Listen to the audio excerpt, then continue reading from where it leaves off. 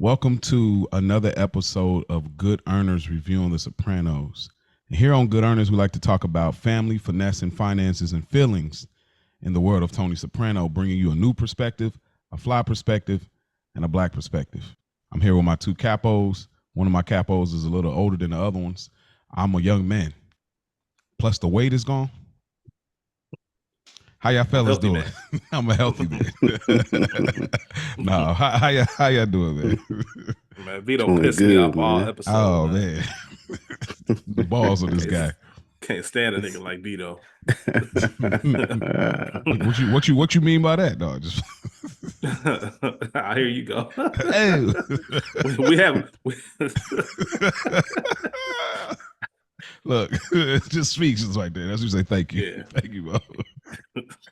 Now, how y'all fellas doing? Seriously, though, man. Good, man. Doing well, man. Doing Being well in the world, but they're here with us. Yes. Thank y'all. And if y'all want, y'all can subscribe, rate, review, like. We're on YouTube as well as Apple, Spotify, all those good things. We don't tend to say that much, but I'm taking a page out of Big Rick's book. So y'all subscribe, man. Don't be a friend of the show. And tell a friend about it. Tell a friend of ours. Absolutely. Yeah. I know y'all know plenty of people that like Sopranos. I'm sure they like this too. Also, happy birthday to Lorraine Bracco. Yep. Happy birthday. Happy birthday, Lorraine. Yeah, well, I almost couldn't even get it out. I know, because the intrusive thoughts almost took over. I could see it all over your face. Hey, I love you, Lorraine. We know. I wonder what gave y'all that idea.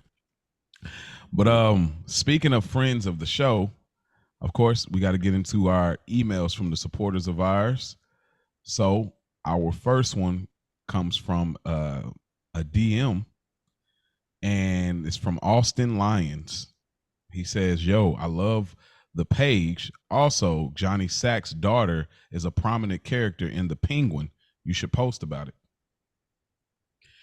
I did respond to it. I said, that's interesting. And I said, I don't know if I really was interested in like the Tony Soprano ripoff, but hey. In The Penguin? I mean, that's what I've been getting a lot of, like, oh, this is like Tony Soprano. And it's like, see, that's the wrong way to promote it already for me. It is. I've been hearing a lot of comparisons, but I haven't seen it. I ain't seen it either, though. But yeah. What do it's y'all just think? It's just like a mafia. Well, it has a mafia feel to it for a comic book. That's it. I don't think he's trying to do Tony Soprano though. Like, he's doing a really good job. Colin Farrell is as the Penguin. I seen the first episode. First episode was good. It didn't give me, as a Sopranos fan, I didn't think about the Sopranos one time. Okay. So, yeah, I think somebody is it unfathomable for you to even think about it though? Like with another show? No, if I could see it, Okay. I just don't see it. I don't see it at all. Okay, fair enough. Well, shout out to you, Austin, for checking out our page. Hopefully, you checking out the pod as well. Our next one is from YouTube on our last episode, season 6, episode 2. Join the club.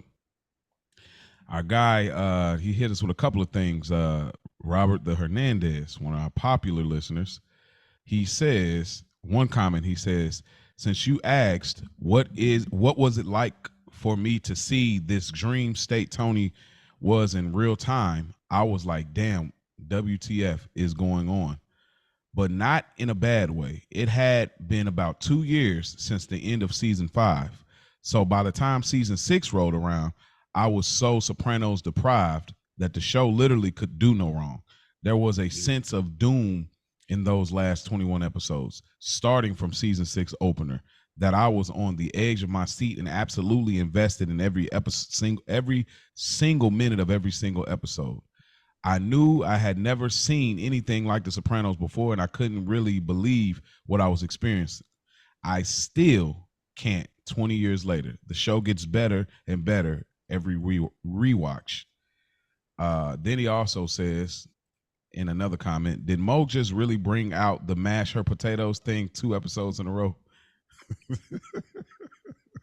That's why me and Spike just keep it moving, man. Hey, come on now. We learned to just overlook it. Now you come on, you hey, let's put that next to the Spike Lee phrase. Got the enchiladas on the VCR, mash her potatoes. Come on, man. Get the shirts, man. Hook it up.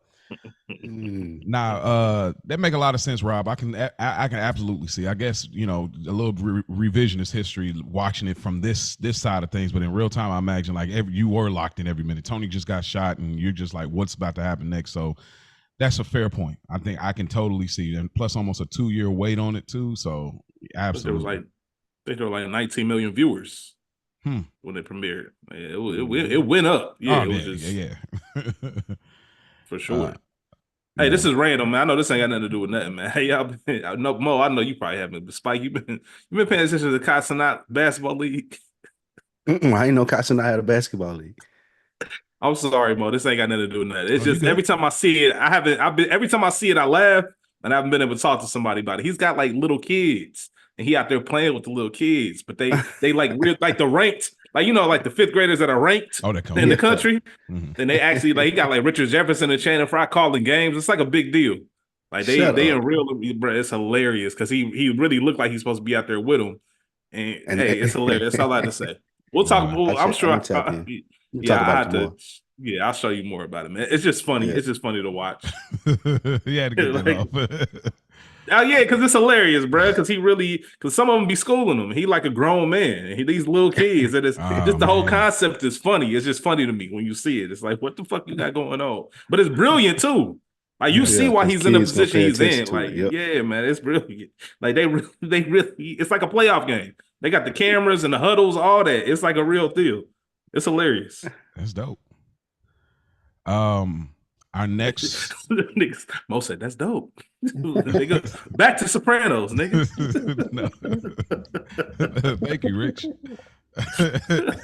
Cool story. Hey, that's what I used to say that all the time to niggas, like, cool story, Rich. Cool. If you weren't email, you wouldn't have been finished, Rich. Nah, Mo would have kept it. Skip 15 seconds. He skipped 15 seconds. Snap. Nah, man. Our next email, or rather a YouTube comment, comes from our first episode, the pilot episode, actually, from Maxi89. Pretty good stuff. I might check out some more. I've watched Sopranos like 20 times, beginning to end. Yeah, you should totally do that, Maxi. You have no idea. You have no idea where this show goes. It's a totally different show from where you have tuned in at. So trust me, if you get to season 2. Welcome, Maxie. We got cookies in the back for you. Watching The Sopranos 20 times. Right. Gotta give her a gold star, you know. Seriously, though. Thank you, Maxie. We appreciate that. And hopefully you continue to tune in. Actually, I always say it, that is one of the proudest episodes to me, the pilot, because that is actually just like how the show is. I feel like the pilot is vastly different than how we do it now. I think that was such a deep breakdown that me and Spike had done at the time. I still remember Spike was like, you want to take a stab at it another time? We can re-record it on another. I was like, nigga, no, nigga, what are you talking about, bro?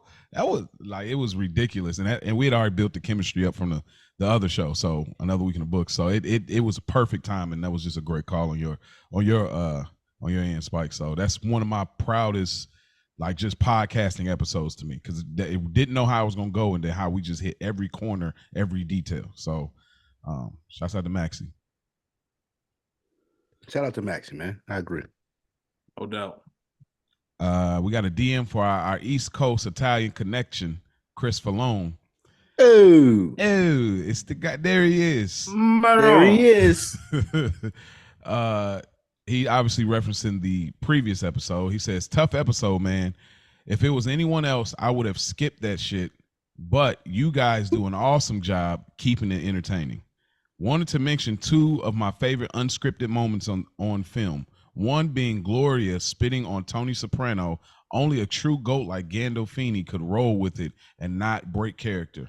And 2, Leonardo DiCaprio slicing his hand open in the famous dinner scene in Django. Ah, yeah. Continuing film, he hits us with the 3 white flex emojis. Please note, those are white emojis. I hit him back with the white emojis too. I hit him back with the white ones. That's crazy. They gave Leo a standing ovation after they did that cut. After they did that take. Boy, that boy was staff everybody else, man. Yeah, absolutely. That's one I don't know if I could do is the spitting in my face. Every time I see that on film, I'm like, I don't know if I could let that. I always talk about the worst one ever to me. Which one? I still don't know how they convinced her. The actor who played Cersei in Game of Thrones when she did the walk of shame. When that motherfucker came up and just hawked the lug in her face. Yeah. Yes. Hey, bro. Jeez. Hey, bro. I don't even know how you convinced me to do it, and I know if you do, I'm telling you straight up, like one take. Listen. You better make sure you got the lighting right, everything, because this shit is not happening twice. Yeah. I'm not that much of a professional. Next time there won't be a next time. Exactly. Like, come on, man. Remember the Ace Ventura scene? I don't know what that shit was. I don't know what that Ace Ventura stuff was. You remember when they on Ace Ventura? I think the second one where he was like going like the Chicago thing with the African people, or whatever. And so he's like hogging it up. He's like really, I don't know what that was on it when they obviously wasn't in spit. You can't hog you up that much of, but like even that, whatever that was still too much for me. I'm like, oh my goodness. Even then though, I don't even want the crowd thinking that it's spit. That's like that's like when they try to get Stringer Bell. That's what they told Idris Elba, like, hey man, when you die, well, oh shit, spoiler alert. Wire been out for 20-some years, so you've said this before too, so it's like, hey. Oh, okay, then yeah, man. Like I'm never. Come on, man. Remember Johnny Sack did that, and you was like, you had brought that. Yeah. All right, cool. I did reference it, man. Yeah, I'm with you. Like, nah. Put some respect on my death. Come on. We got another DM from one of our faithful. It's our mix queen, and she says, hey. It's Ashley, Amber, Allie, or whatever you want to call me. I love our listeners. Our listeners. She said, so excited finally on the last season. Carmela pulling up to Jenny like that always pissed me off. What a bitch. But I always love how Angie flexes on her later. Keep up the good work. Appreciate you, man. I had to apologize. I had to apologize. Thank you, Amber Ashley. Amber Ashley Allie. Because I was like, I couldn't, because her initials just AS. And so I couldn't get it right. I think I kept saying Amanda. But shouts out to you. Her name is actually Ashley. Yes, it's Ashley. That's the never mind. I think whatever you're saying, I think we've said before. I think I know where you're going. Hey, shouts out to you, man. She be getting to it too, man. She do her thing on IG, man. So shouts out to her. And lastly, I might follow her. Yeah, I'm gonna follow her back, man. Yeah, proud mother, man. Proud mother. And lastly, from our guy Kayori the Okapi on our last episode, join the club. He says, this pod honestly made me more appreciative of this episode than I used to be. On my first watch, I felt the same as y'all and was just glad to get through that episode. However, upon rewatch, I felt I enjoyed the small details like the helicopter light and the part where Christopher told Paulie to not buy the CD player, but he ended up buying one himself. I think he said he already got it, but yeah. There's small stuff in there. Yeah, it is. Thank you, Coyote. That's our Nigerian homeboy, right? Nah, that's the I don't want to say the wrong one. Yeah, don't do it. That's it's not a bad episode. The grand Coyote's I got though, but remember he's former Dead in Hip Hop Yes. Associate. That's what I can put it. I remember. But yeah, I don't want to get your ethnicity wrong. I'm sorry, Coyote, and I don't, I'll do respect. So, yeah, but yeah, man, we ain't heard from my Nigerian homie in a minute, man. I follow him on IG and everything. Like I be seeing him on there. I'm like, oh man. Did we confirm he's Nigerian? No, he is. He was like, he wanted to know the inside joke on the Nigerian. Inside no, that's why that's why we ain't heard from him. That's why. Man, see, look, I told y'all. See, it was I told y'all. Did I tell you? And we definitely this with the email scam. I look at it. The young lady that dude. All right, never mind. The I cut off the email. We definitely ain't getting nothing else. So No, yes, She ain't write you nothing else. yeah. Oh, yeah. Of course not. Hell nah. Yeah, she don't even listen. Yeah, she don't even listen. She stopped. Yeah, she out of there. She followed you and everything. Matter of fact, let me check that. Let me check the Apple reviews. Yeah, she might have left a scathing message. Oh man, come on. These assholes. Yeah, douchebags. But that is our email segment, and now we get into the episode. Spike Lou, what episode are we reviewing today? Mo, this is season 6, episode 3, entitled Mayhem. And this episode, Vito and Paulie hit a lick. AJ has a grudge to bear with Uncle Junior now. Kevin Finnery has a summons from the monks, and Tony goes to see about it in his dream state. Carmela runs into Dr. Melfi, which leads to a new session. Syl isn't really handling being the skipper that well. Vito and Bobby beef over a split. They have to split up. And Chris has a brand new passion. Tony wakes up, and Vito and Paulie pay up. This is season 6, episode 3, entitled Mayhem. And that is our episode, man. If y'all want to follow, nasty work. Nasty work by the DeMeo Soprano crime family. This episode, man. Yeah, it's about to get nuts. Filthy. Some disgusting work. So we open up. Paulie's in the whip, chilling, kicking it. Vito pulls up, and they're having a conversation. This is where Vito gives him the lick, right? Tells him like, "Yo, I got this set up." This is where he gives it to him. Mm-hmm. Did y'all notice how Vito was trying to get his flex off though about leaving the hospital? Did y'all notice that the way he was like, leaving the hospital and bringing up his family? Like, I couldn't imagine if that was, I forget what his wife's name is, but like Marie. So that subtle thing of like, this is where he's starting to, now he's about to, it feel like he's about to turn the corner on, I have the credentials to be the boss of this family. I actually have a wife. I have kids.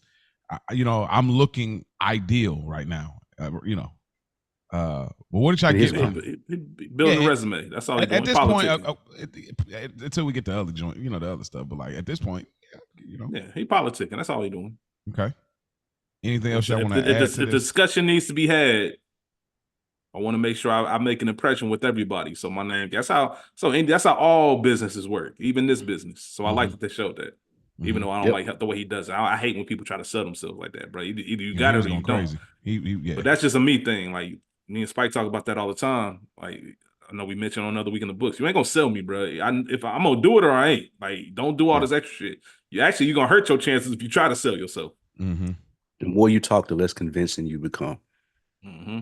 Like for me, I'll be back on another week in the books because I got so much to challenge in that way of thinking. But that be when I come back for check in with y'all brothers, man. But Vito, I don't know how he got this opportunity, but he found this finesse. I thought this was really interesting. How Vito, already being a top earner, finds another way for now I got Paulie, which Paulie's probably in the lower tier of earning. I'm about to throw you an opportunity here. Like I don't even know. I don't. Paulie on cruise control. Yeah. Yeah. He ain't got nobody else to provide for either. I mean, his mom, but even then, this is Paulie's version of Walmart greeting. Whatever. If there's a Walmart greeter position in the mob, that's what Paulie does. He's just chilling. Yeah. I've done all my heavy lifting. I've done all my work, man. I've retired. You can't retire, as we've seen with Eugene, but I'm not who I was when I was younger. I'm not who I was when I was younger, so I'm gonna do just enough to just kind of keep myself busy. All the low hanging fruit. Yeah, I ain't really out here trying to make it. That's probably why Vito pisses him off so much, just because like if I was actively trying to be that nigga, like, you wouldn't even stand a chance. Yeah. Yeah. Sorry, y'all, don't mind my faces. We'll go to the next scene. Paulie and the big homie, they run up on the stash spot. I love this scene. Great scene. The big homie moving, ain't he? Like you could tell he had to play football. This dude is moving, bruh. Why did dude take off running? He knew what time it was. You said why the superintendent? Yeah. Did he think nobody was supposed to be there or something? I think he just. I think I was just about to say I like this scene because it shows that when you in that life, he works, so we know because he runs straight to the door. So he's superintendent of the building. He knows what's going on in that building, and he knows these two look out of place. Mm-hmm. And as soon as they see each other, to tell them that they that they there because they look like they up to the y'all. You two motherfuckers should not be in this building. Y'all, there's only one thing in this building y'all here for. You feel me? Like I'm the superintendent. I know everything that's going on in every single apartment.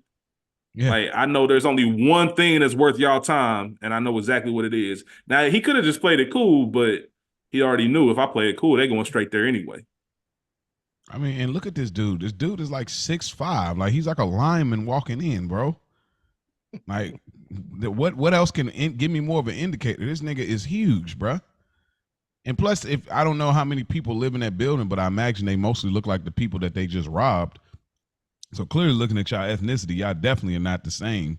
So what are y'all doing? They out of place. Yeah, it's like Jackie Jr. in the projects. Like, bro, what you doing here, bro? He's in Boonton. Everybody knows.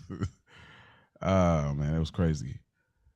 But yeah, Paulie gets kneed in the balls, and then they were trying to find the money. They found the money right there in the stove. Man, what a bag! The dishwasher. Right. Mm-hmm. What a bag! Could you imagine if they like missed it? Because they was talking about, hey, let's go, man. With all that noise it made, Paulie said, fuck that. Close the door, nigga. Is that the way y'all rolling? Like, I mean, I guess if you already got in, you could have damn near died for real. Because, like, you know, him and Paulie was duking it out where he was like, get out the way. And the big homie shot him, you know. You kind of got to look. It didn't really seem like no real threat of police coming. It don't seem like y'all said wasn't nobody else in the building. So, hell yeah. Where my goddamn money at? Mm-hmm. I think it's interesting because I've always looked at this scene a couple different ways. On one hand, you want to say, I know there's got to be money here because Vito told me. He vetted the place. He told me it was there. But also, he also told me that nobody was going to be here. So do I trust his intel that much? Yes. You know what I mean? So it's a little bit of a mixed bag. But Paulie, I think when you sacrifice something, in this case, it's nuts.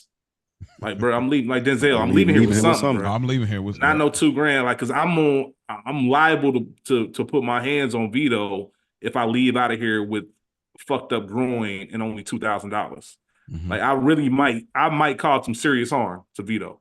So we got to look and make sure check every single inch of this apartment. And another thing is, you told me this is supposed to be $1 million. How I go from $1 million to $2,000? Hell, now that money here somewhere. Mm-hmm. And if I think like a criminal, if I got $1 million in the crib, I'm making sure it's tucked away too. You ain't just gonna be able to just walk in and notice it. You're gonna have to search for it a little bit. It could have been hidden better, but still. Yeah. These are the questions that, of course, Sopranos don't spend a lot of time on, but it makes you wonder. Like, you kind of be wishing, like, you know, when Vito's such a good earner, I always wonder how he get there. Like, it's something about Ralph. When we see Ralph with the HUD scam, we kind of get the gist of how Ralph earn, like how he gets there on his earning, even though we don't necessarily get to see it, but we get it. Like, but with Vito, I'm always curious. Like, we never get really the full inclination on how Vito is such a good earner. Nah, you saw it. You see it. You see it. They show you all the time. Where people like, so here's the thing that I've noticed. I personally don't like, I've learned in life, just because I don't fuck with something don't mean other people. Oh, yeah, right. There are things that I think are extremely weird, and I look online and I'll look at YouTube or they followers and they got millions of people. I'm like, what the fuck? Y'all like this? And Vito knows how to sell it. He knows how to politic. He will talk to anybody. He makes connect. He's a relationship builder. So when it comes to him needing something, he's got to play. So he said he got his guy, whoever that guy is. That's just somebody Vito probably knew, got comfortable with, talked to him. Ralph was the same way. Ralph could talk to anybody. Mm-hmm. I know, Mo, you even talked about the moments. You really enjoyed the moments when Ralph talked to people who weren't, associated, because it showed you that side of him. Mm-hmm. And, a person like me, man, get the fuck out of my face. I'm that way. Get the fuck out of my face. But they don't. Like, nah, we'll go ahead and politic it. So he was able to just meet this random person and fall into this play. It makes sense based on what they show us about Vito. Even the way he moves this episode and the way he trying to position himself up. Like, he convincing people that he's that nigga. Instead of just showing him. I'm telling you. I'm telling you, yeah. I ain't gonna be like I feel, and I think you perfectly said, you nailed it. I think, and maybe that's what it is. It's like, hey, we just want to show you that, like, you know, he can speak that language. You know what I'm saying? Like you said. So, and nobody laughed at Vito. I'm sorry, not to cut you off, Mo. Nobody laughs at Vito when he says, like, you know, I'm a healthy man. Like, I could be the boss. Oh yeah. You know what I mean? They always make the point. I remember when there was an interview with Jadakiss, and they was talking about being underrated, and somebody was like, "I don't know, man, because you said you was top 5 dead or alive, and nobody questioned it." Like, there's certain things where you can say certain things, and nobody's even questioning. All right, you probably could. You annoying as fuck, but you probably could do a good job. Yeah, it's T.I. I'm the king of the South, bro. Yeah, like, yeah. Nobody. What you gonna do?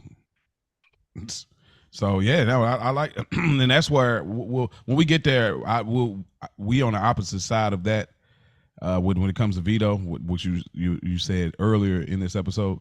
So, but I think you make a great point. So I'm gonna watch a little closer on that, and that to me is absolutely a Back of the Bing episode. What it could have been if Vito became boss. Like, we play the whole thing out. For me, it makes me look at everybody else sideways for even believing Vito or even looking at him in that light. That's where I get the confusion from. I'm saying, but I don't see why would selling it. What is he? What he's, as far as they know, Vito's been solid the entire time. He hasn't given them anything at this point in time. That's just a me thing. I don't like people who are too thirsty. Like, you doing a little too much, bro. It just seems like a little too much. That's just a me thing. But I understand how it happens. Trust me. I can understand how he can go in a room and people are like, oh yeah, I fuck with Vito. Like, da da da. And they see him getting money. That's what I'm saying. Like, he backs it up though. That makes a difference to me though. Like, you talking too much, but you backing it up though. It's the nigga that you hooping with that, like, dang, this nigga talk every time, but that nigga yak got him. You know what I mean? That's like, to me, that's like kind of Vito. But I know what you mean. That he ain't your type of nigga. Like, you know what I mean? But yeah, I believe it. Yeah. Okay. Fair enough. Yeah, I believe it. That's, like I said, that's a me thing. I just want to say that. Like, fair enough. It's not that he can't sell it. He couldn't sell it to me, but I can see him selling it to you. Gotcha. And Vito one of them niggas like you might not believe it or like it, but like you said earlier, he didn't catch it.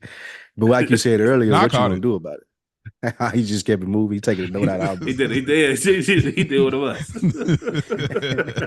But Vito one of them people like what you gonna do about it if you don't like it? Like I got balls enough to say I could be the boss of this family through my connections with Phil or whatever it may be. But even if you don't like it, nigga, what you gonna say? I got more money than you. Like I'm connected with Phil. I got more charisma than you. Yeah, like, I got New York in my back pocket. Like, what we talking about here? Yeah, bro. And so, I mean, I will. I think that's how he carried it. And you can tell he carried it with that confidence. Yeah. Had he not run into some trials and tribulations later on, we might be talking about it. That's why I said I think a Back of the Bing episode. I mean, he ain't the only person that would get one, but I think that would be worth. I mean, people have done it before. All of the shout out to all the Soprano people on YouTube that theorize as for their content. You know, I know it's been done there, but it ain't been done from the Good Earner crew. So we'll do our own version at some point. I think it'd be interesting to see what could have happened. I got some ideas, but that ain't for this moment. I know we were talking about the Penguin before we started recording. Dude that's with Paulie kind of look like the Penguin a little bit. He kind of do though. He kind of looks like the Penguin a little bit. Man, hey, I don't know who this dude is, but I like this dude. This dude was active. He was running, nigga. Hey, move out the way so I can shoot him dead eye on the shot. Like, he was good. Yeah. Like, I liked him. Paulie knew who to bring. For sure. We go to the hospital. Chris and Bobby, they confront AJ about trying to buy a gun. What did y'all think about this advice? Of course, we know we ain't giving AJ nothing here. We don't like AJ. You're not going to get any. There's not really no.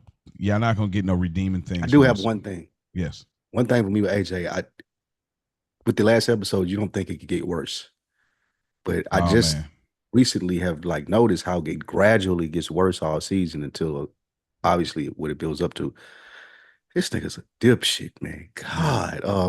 But I think it was good advice. It should even came with a smack. Like, whether it be Chris or Bobby, like, somebody should have smacked the shit out of him. Like, bro, what do you think you're going to do? And the perfect line was, bro, he's in jail. Like, how you gonna get in there? Mm-hmm. Like, what are you gonna do? Talking about it's not impossible. That's a guy. The Godfather reference.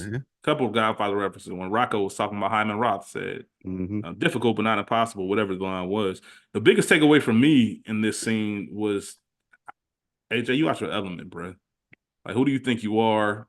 Like, you're not in this world, because you haven't even asked the question, how do you guys find out? Lets me know you have no idea what's going on. What do you mean, how do we find out? Like, what are you talking about? We run this shit. Do you know who we are? Like, there's not criminal activity that happens in Newark or Jersey, for this matter. Especially our part of Jersey that we don't know about. Like, of course we know about you trying to go by. Do you know who you are? You know your last name, bro? You don't think we know everything that you got going on? I really wish this had escalated to Chris and AJ. Like Chris and him getting into it, and him damn near having to smack the shit out of AJ or something like that. I really wish that had happened. Yeah, AJ needed that one time in this series, just somebody to kick his ass. Remember Tony smacked the life out of that nigga. I'm talking about kick his ass though. Like, he needed, some niggas need to smack. Some people need their asses kicked. Yeah, hey, bring Noah back. You know what I mean? We might give him his black card. Jackie Jr. in the bathroom. Jackie Jr. in the bathroom with a Bing with Tony. He need one of them. Mm-hmm. Yeah, he definitely. You need to. You bottomed out. That's what Chris needed to do to him on here. Yep, exactly. Yeah, you gotta work your nephew, man. But he the boss's son. I guess everybody's kid. That absolutely not. And I think considering the circumstance, like, your pops is and because Bobby did tell him, like, look, if that was my dad, I get it. Like, he shot up like that. I get it. I'm trying to grab a stick and yeah, I'm grabbing a stick and I'm airing at everybody. But obviously you didn't think this through, and obviously that's not possible because you're not a part of this life, and that's the main thing. Like, this isn't what you do. He's just so stupid because, like, bro, you've never been focused on anything in your life. Like, that's what gets me. Like, you're not a mastermind. You're not Brainiac. You're not even focused. Like, you couldn't even keep playing football. Like, you can't keep playing football. You couldn't keep your tutor. They tell him go get some ass. And we're like, we don't even know if he's still with old girl for real. Actually, we'll find out. Fuck your girlfriend more. Yeah, like, that's real uncle advice for real. Do something, bro. Yeah, do something with yourself. But, like, nigga told him to do golden gloves. Yeah, he's this just nigga said what? He's just a miserable prick. And I think it's just Robert Idler just does it so well because he just has that face that, he just has that type of look. The walk is disgusting. The face, the haircut. It's all just like, man. He literally told them, I can't believe you guys know this. Like, what do you like, bruh? This is enough. I would have literally stopped him and said, this is exactly why you should be doing. If you're shocked that we know this, that you way out of your depth, bruh. Mm-hmm. Yeah, he might be worse than Seth Green on Entourage, bro. Yeah, he getting up there. AJ one of the worst characters ever. I could tolerate Seth because at least Seth was funny with his bullshit. Yeah, he was. Yeah, AJ is. Man. I'm trying to think of who up there with AJ. You already said your boy from Game of Thrones, Joffrey right there with him. Yeah, and old boy too. The bastard, the other bastard. Ramsey. Yeah. And McNulty. Don't be trying to leave McNulty out here. I shoot Bill for McNulty. He ain't nowhere near that. He ain't that level, but I hate that nigga. Boy. I can't stand him either though. I don't. See, right the thing about McNulty is he doesn't bother me per se, but if I had to work with McNulty or be associated with him in any way, he would drive me nuts. Like, he would be one of these characters for me. But since I get to observe his bullshit, it don't really impact me like that. But I know for a fact if I had to work with him, like if I was Daniels, bro, like, come on, man, I might have shooting the fade. We're shooting the fade, yes, 100%. Another one you'll appreciate, Rich, from the Shield, Forrest Whitaker. Mm-hmm. He right there with them. Like, disgusting character, bro. Disgusting. It's a few more. Yeah, we'll get. Yeah, all right. And Skylar White too. I mean, Skylar White. My goodness. Actually, Wendy Bird, nigga. Wendy Bird is from the Skylar White tree. Straight from the Skylar White tree, bro. Oh my! Especially that last season, nigga. Mad at that. Don't even get me started. She worse than Skylar, actually. She is worse than Skylar. She That's a good one for best episode. She's probably. She might be the. You're right. She might be the worst woman character Not in a like far as acting, but worse as far as like gets you the most hot. Her motives. Yeah, she might be. I don't know, bro. She had me for real life hot. Real life. I was like, man. Yeah, I don't think she's Skylar. Scott, that's a special place in the Hall of Fame for people like Skylar White. Skylar White is the trophy. She ain't far off though. It's the Skylar White trophy. They in the same building, I think. That's what I said, bro. I think some of the shit. Yeah, but they on different floors though. They on different floors. I don't know, man. I don't know, bro. Wendy, steps though, bro. It might have been a while, bro. I ain't watch Ozark in a minute. I ain't watch Ozark. I was just going to say, think about that first episode. Man, think about that last season, bro. That last season. Oh man, I was like, all right, shit. I'm out. But no, all right. Makes you happy to have a Carmela around. Yeah, man. Carmela she looking nice in the light. You know what? Never mind. I was gonna go with Rick. You know, Rick. You know your theory about Carmela. I think they're on the opposites. Well, I say Wendy Bird is probably on the opposite side of that theory you have for Carmela and Meadow. Yeah, that nigga got thrown out of a window for that box. Yeah, Wendy Bird. Hey, he was trying to steal leave. He was trying to steal leave with Wendy. Nigga got thrown out of the window for that box. Yeah, he was like, "Fuck that nigga. You can come with me." Yeah, you ain't even gotta leave. Listen, Wendy keep you around. He did. He did straight up say like you can come. Like we ain't got to end. Hit you with the serenade. My man had the tape on loop on the computer. No. So you know she had the fire, bro. He was looking at that, thinking about it, like, God damn. Like, listen, Wendy Bird. Yeah, you all right. You know what? You know what? Y'all might. That's crazy. Y'all might be convincing me, man. Yeah, Wendy Bird got some of that. Watch out. She got you. And she's slightly crazy too. That's what I'm saying. That's why. That's exactly what I'm getting at. That's exactly what I'm getting at. Man. She probably blew Marty world, nigga. Absolutely. He kept like, Marty said, "I ain't never thought I had no shit like this." Boy, he's like, "You want some juice? You want some juice?" Oh shit, that's funny. TV division coming soon. Now, Meadow pulls up, and you know, she hugs Carmela, and the doctor before the doctor comes out. Carmela asks AJ, "Did you remember to bring the sweater?" And he just loses it about not bringing his mama's sweater. It's like, bro, you had one job. Jesus, fuck. Bro, like, just come on, dude. Come on. Like, and then the doctor comes out. This family's so dysfunctional. The doctor comes out, and Carmela says, "I'm going to be mad if the nurse didn't relay that his eyebrow moved at 5:30 in the morning."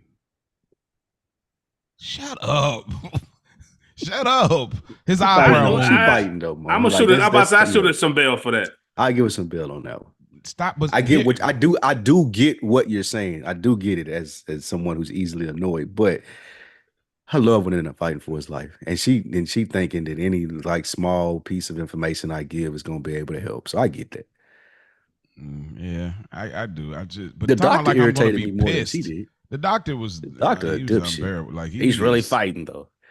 But I guess they have to get realistic with our expectations. Like, doctors are trained to do that though. Like they're trained to prepare you for the worst news and hope like the miracle happens and like they give you a lot better off reviews than you have. Yeah, they got to do that. It moderate your expectations. It sucks, but I feel that because I would rather for my hopes to be down and something change versus my hopes be up and something change. And something change. Because that is now I look like the bad guy. Crazy. It's like I'm sorry to tell you this, but whoa, nigga, I thought, you know what I mean? Like, yeah. And they probably can get sued for that if I ain't mistaken.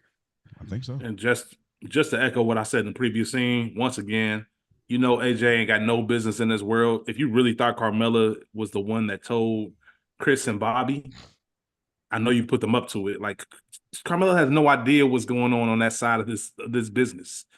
Like, so you not knowing that is further proof that you have no business trying to do anything. You gonna go to jail easily. You know, I almost wish they swapped how the characters was written, and almost maybe even swapped the actors. I wish Jackie Jr. was Tony's son, and AJ that was Jackie Jr. and his characteristics at least. Because AJ would have been Vito's son. Yeah, Remember right. where Vito's son ended up? Yeah, man. Yeah, fair enough. I see that. But like, cause seriously, cause like, it's like we don't like him. There's nothing. He's just in the way. He's an annoying fly, you know. And like everything he does, nothing about him we care about. And I wish there was, like, I know. Sidebar, real quick from Power. What's your name? Rotimi. Yeah. So he has that ability where he's always healed. Like, he always play villain, but he can make you feel bad for him a little bit based on his acting ability. But he gonna turn around and still slit your throat. But he not like, come on, man, please, man. Like, AJ don't have none of that as far as Eva has written. Like, they never give him these moments where, because we remember the Rotimi character had a daughter, so we're like, okay, maybe, you know, even though he still was just a straight villain, but we get none of that with AJ ever. Like, there's not even like a piece. He's just this annoying kid that's there. Like, I don't know. I don't get it. I'll never get it. Then what was that? What was it that you told us about David Chase and AJ? Didn't he say something like he didn't understand why people didn't like him, or he didn't think that's what it was. He said like he didn't understand what the hate AJ, like why people hate him so much. He's pretty much a typical kid or teenage kid or something like that. Do you know what that makes me think? What? It's modeled out. Do you think AJ is Pat? Yeah, because if anybody's out there seeing, and Spike, you might know where I'm going with this. If anybody's out there watch Curb Your Enthusiasm, like there's moments when, especially in like season 2, when Larry David's trying to write a new show for Jason Alexander, and everybody keeps talking about George Costanza and how he's the idiot. He played the idiot in the show. George is the idiot. He's the imbecile. And Larry David just kept catching offense to it because George Costanza was based off of him. That was him, yeah. So he never understood why. Like, you thought he was an idiot? Like Elaine, like Julia Louis-Dreyfus, like everybody would talk about it, and it'd be the running joke, like, yeah, you know, because George is an idiot, and he always catch offense. And I wonder if it's the same situation. I think it is. Where David Chase is like, I'm starting to think that. That's probably spot on.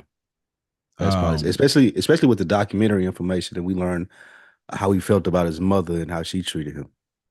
Yeah. So I could see him being this type of child, and then it playing out on screen and being like, "Oh, what people mad at me for?" Subconsciously, there's like a little bit of a Reddit thread about it.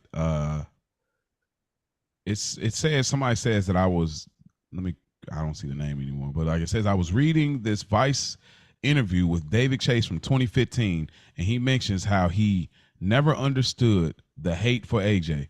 I see AJ mentioned a lot here, so figured I'd share it. So here's what it says. Almost everybody hates AJ. He laughs.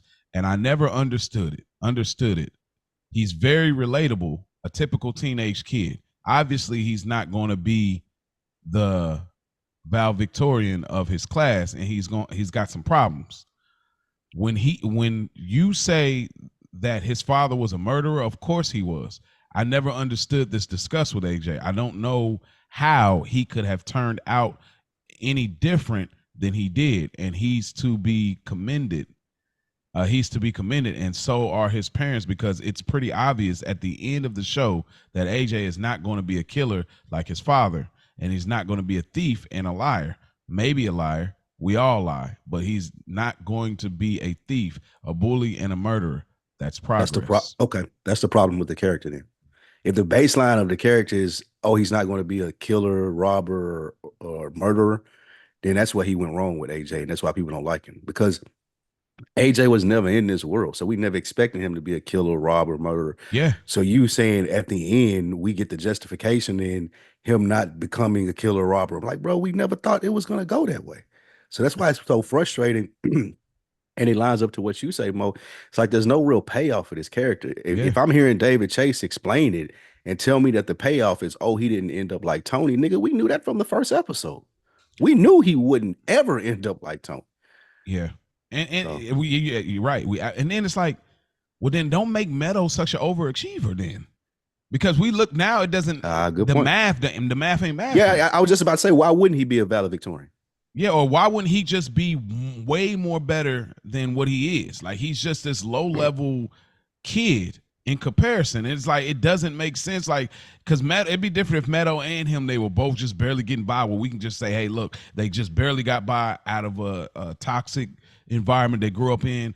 hey, we just got to commend him for it. But the fact that he is so low level and Meadow is so high level, which I get it, sometimes that happens with siblings, but that it don't add up. It just don't make sense to me, bro. Like, and you say typical teenage kid. I promise you, I think it's what you're saying, Rich. I think it's what you're saying. It's like you relate to this typical teenage kid. Again, and we're black, so I don't know nobody that ever acted like that when I was a teenager, nor do I see it now. So that is super unfamiliar territory to me because I don't understand how you just this dumb dude. I don't know. I don't know how you get buns. I don't know how your mom has this much grace for you. I don't understand nothing about this character. There's nothing I understand about him. Nothing.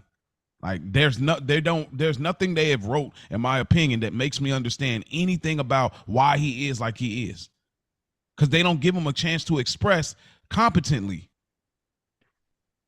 I think it's just as simple as I told y'all before, man. I had a girlfriend back in the day. She just simply told me, man, it's hard raising good citizens. I think it's just that. I think it's one of them situations.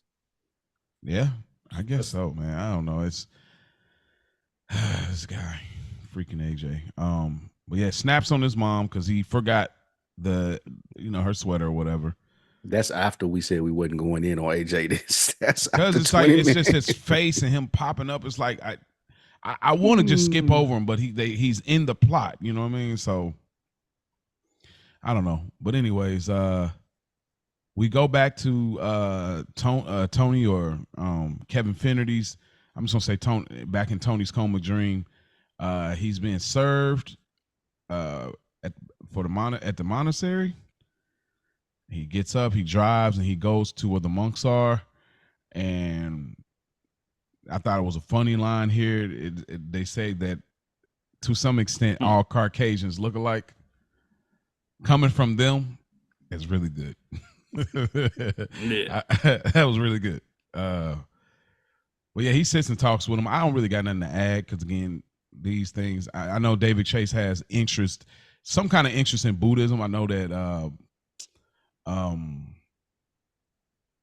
I say Christopher Moltisanti. Michael Imperioli has spoke to this on Talking Sopranos and kind of his own belief system too. So this was something that David Chase always had a connection, like as far as just he's interested in these different like belief systems and stuff like that. He just has an interest in them. Not saying he necessarily identify with one or the other, but he just had interest. And I think that's where he's writing from when it comes to the monk and kind of this Buddhism concept of them talking about the tree. You'll be just like the tree. Things like that. But this is not that podcast, and I don't really care to do it, honestly. But is there anything y'all want to add to this thing? Nah. Would you have went to the summons? If y'all were in the scenario that Tony was in there and he had the wrong ID and got the summons, would y'all go? I got the wrong ID. For what he said, I was hoping that y'all could tell me more about Kevin Finnerty. Yeah, I go for that reason. Okay. Yeah. They telling me like we're gonna proceed with the lawsuit. I don't give a fuck, bro. That ain't me. Sue all you want to. Yeah. Ain't got shit to do with me. But yeah, what is nigga that got my ID and shit? Yeah, you know what y'all know about him. So I ain't tried to contact me. Ain't tried to contact me. It been like 3 days, bro. Yeah. It's like Kevin Finnerty is like a corporate scammer. He's like the opposite of Tony, right? Yeah, it could be. There you go. So maybe Tony could fit in this role, and maybe Kevin Finnerty could fit in that mafia role subtly as far as scamming people. Yeah, we talked about that last week. Like there's definitely Tony characteristics. Like I said, even with him, like just a little bit different. The civilian version. Yeah. Now that concept I would talk more to. Okay. But yeah. And that's pretty much it on that scene. We go to Carmela goes to the grocery store. I love grocery store scenes. We don't get to see them that often. Sausage samples. Selling sausage samples is crazy. Oh, Jesus. We're gonna keep that. That's gonna be we forever will use that Spike Lee line. But Carmela goes to the store. Carmela runs into Melfi, and she's still, non-makeup, still kind of going through it. Melfi, look like she fresh off work, still professional all the way together. And Melfi's like, hey, you want me to call the hospital? You want me to look out, anything like that? And Carmela's shade. Why was this awkward? Because Carmella still doesn't like Melfi. She thinks she fucked Tony. You And think? no, she don't think that. She still thinks that you baby Tony. Like when they finally started to go together, like how she remember how Carmella had an issue with like she's taking your side and this and that. He was like, she's not taking my side. She's trying to get to the root of the problem, like and she just felt some kind of way about it. And even then, remember the earlier season when she called, can you tell Tony that I'm sick, I won't be able to. And she's always, you didn't tell me she was a woman.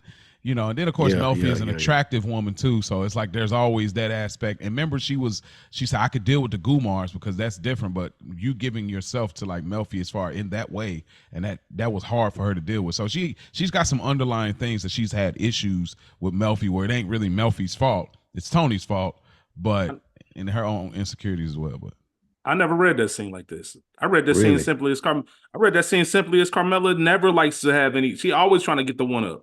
Like, oh, I'm fine. I'm good. Like everything. I got plenty cool. of people around to talk to me. Yeah. Yeah, I got plenty of people around to talk. Like, no, you don't. Like, it's okay to just say you fucked up out here.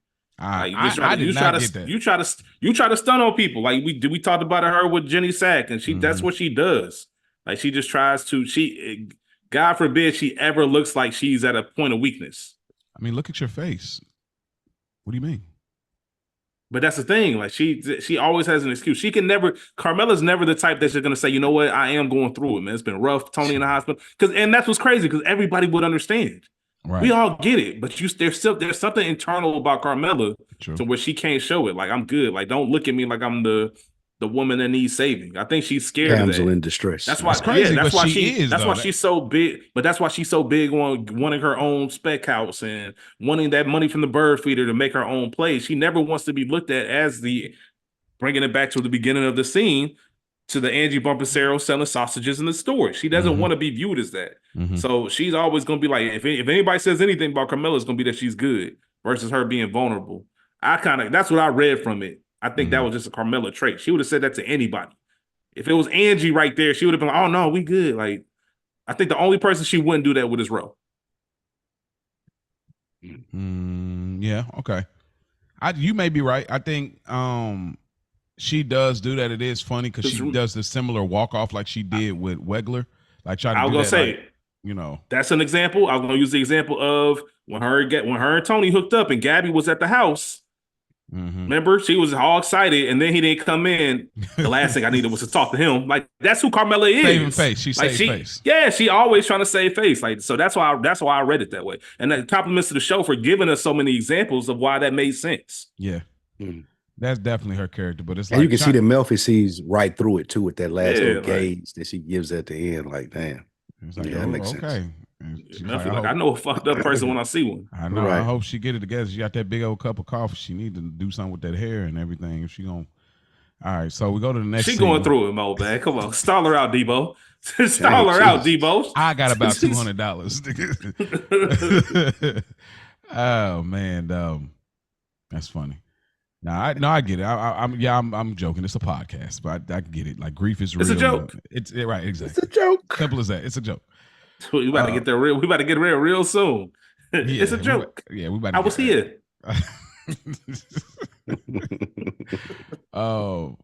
We go to the next scene.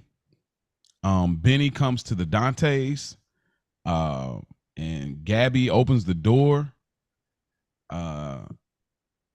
It's funny. I'm watching Tulsa King, and he's in there. The guy that plays him, and actually, I do forget that I don't forget he's Benny Fazio, but I believe him and who he is on that show. Like normally, a character so strong, you kind of be like, nah, you still Benny, but he plays totally different on there, and I'm like, okay, it's good.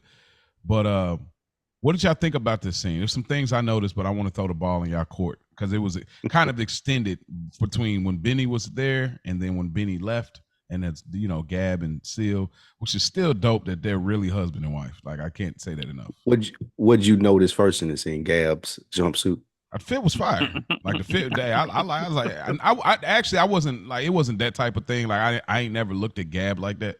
She ain't never really did that for me. To be that age, she's well put together. She had a scene when she was wearing some black top. Later in this episode, I'm like, all right, Gab. All right, Gab. I got double back on that. No, Gab, all right. Like I ain't even doing like she just I probably like more of her personality than like her actual like look. You know, she got a little spunk about her that is attractive. You know, but man, that crib is laid though, right?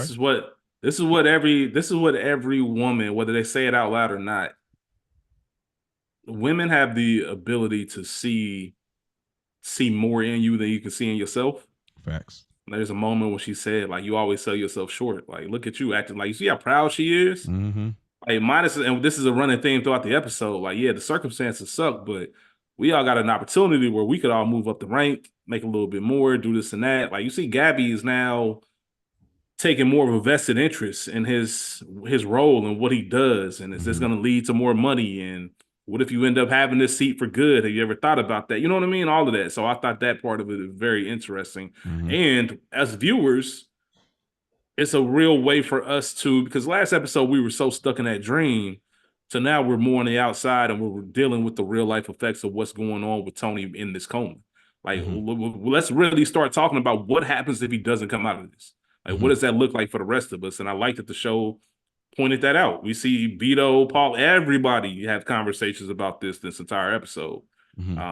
So yeah, it was cool, man. And still, also, last thing, the shit don't stop, no matter what's going on. Yeah.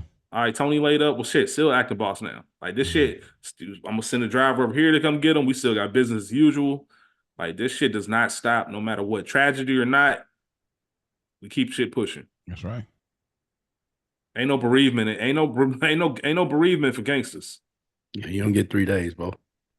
Mm. You don't get 3 days. Anything you want to add to it, Spike? I think it was well said what Rich said. Everything. Okay. Gabby being supportive there. Yeah. Phil said something important where he said, I wasn't made to be number one. I'm more of an advice and strategy guy. And he's right. Like everything everything that Rich said was right, but sometimes men have to be honest with themselves as well. Like women will support you so enough and see so much in you that it may be a little delusional. Sometimes you gotta add that balance to it. Like, yeah, that sounds good and I appreciate it, baby, but this is more my personality.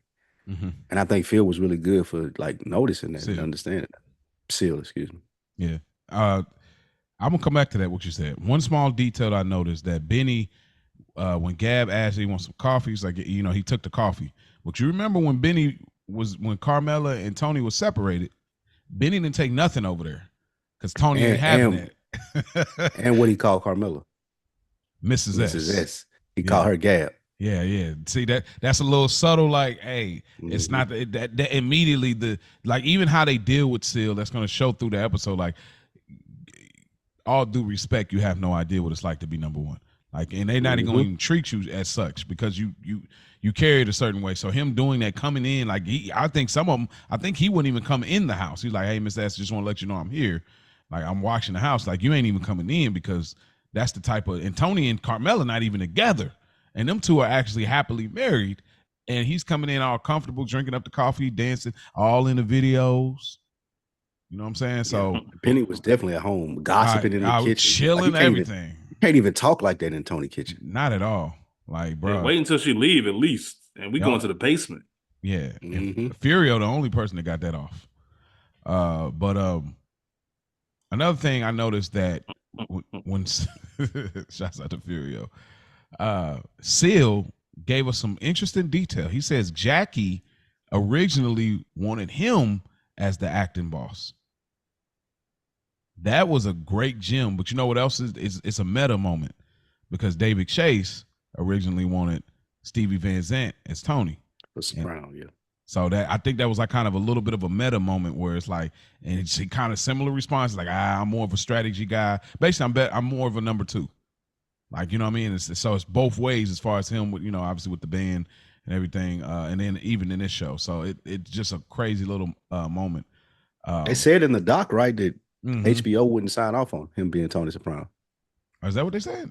They said that HBO, because they said David Chase wanted to go with him, but they wouldn't sign off to him being not even a real actor for real and putting a series in his hands, that it's him being the lead. So that's why he had to go find Tony. Oh, James Gandolfini. I will say too, like with the Gab and him and Seal scene, I enjoyed a lot of this because you don't get this a lot, and you kind of get like the idea of this is the environment that Silvio comes from, and maybe it helps his like demeanor as far as the consigliere. He's coming from a different environment. Like Gab definitely doesn't give you the vibe that Carmela gives, and in a way, you kind of wonder like, yo, Gab, is you pushing him this hard because you really want to boss up on Carmela? Because you know what I mean? Like on the quiet tip, like, yeah, my man's boss now. So, nothing to change. I think it got something to do with it, but I don't think that's her sole motivation. I don't either. I'm reaching, but I did like the supportiveness of it all, yeah. And I like to see them, and I just like to see another couple outside it. We get it like a alternate universe, so to speak. So this was a really cool scene to me.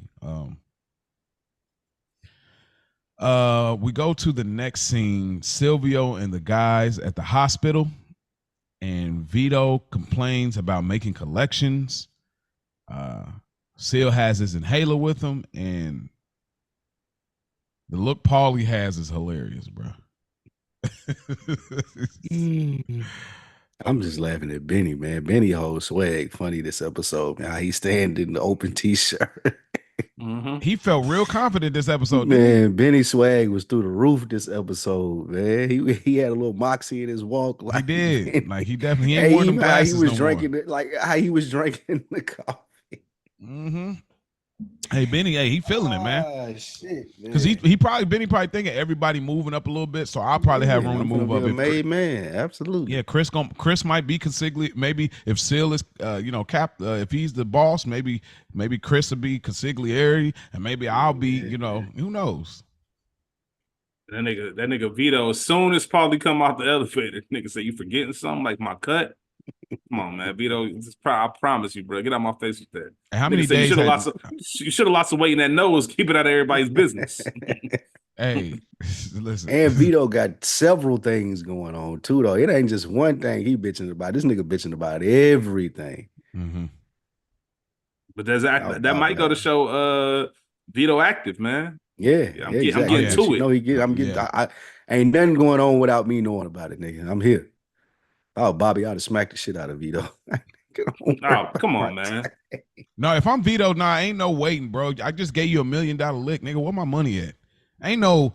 I'm gonna get that's back how the to game go. Nah, dog. This is a mill. It's a milli, bro. $1 million cash. That's how the game go, though. Hey, I gotta get it to you, bro. I gotta, what I'm saying? I gotta make sure. But this is Paulie we're dealing with too. You know how slimy he is. Seal even tried to tell him, like, bro. No, I'm saying, Mo, you're right. However, because it is Paulie, it's like, this is the game, bro. Yeah, I get it to you. Yeah, don't play with me. Like, I'm gonna tell you what happened with a nigga like Paulie. Friday, I get to you Friday, man. I had everything straight. Then Friday, he gonna call him. He ain't gonna pick up. And that's when I'm pulling up on you. I'm spying on you. I'm about to, hey, look. Paulie ain't gonna pick up at about 5 and then tell you got something to do for the whole weekend. I'll catch you on Monday. Paulie gonna have to really work that lie because he ain't got no social life.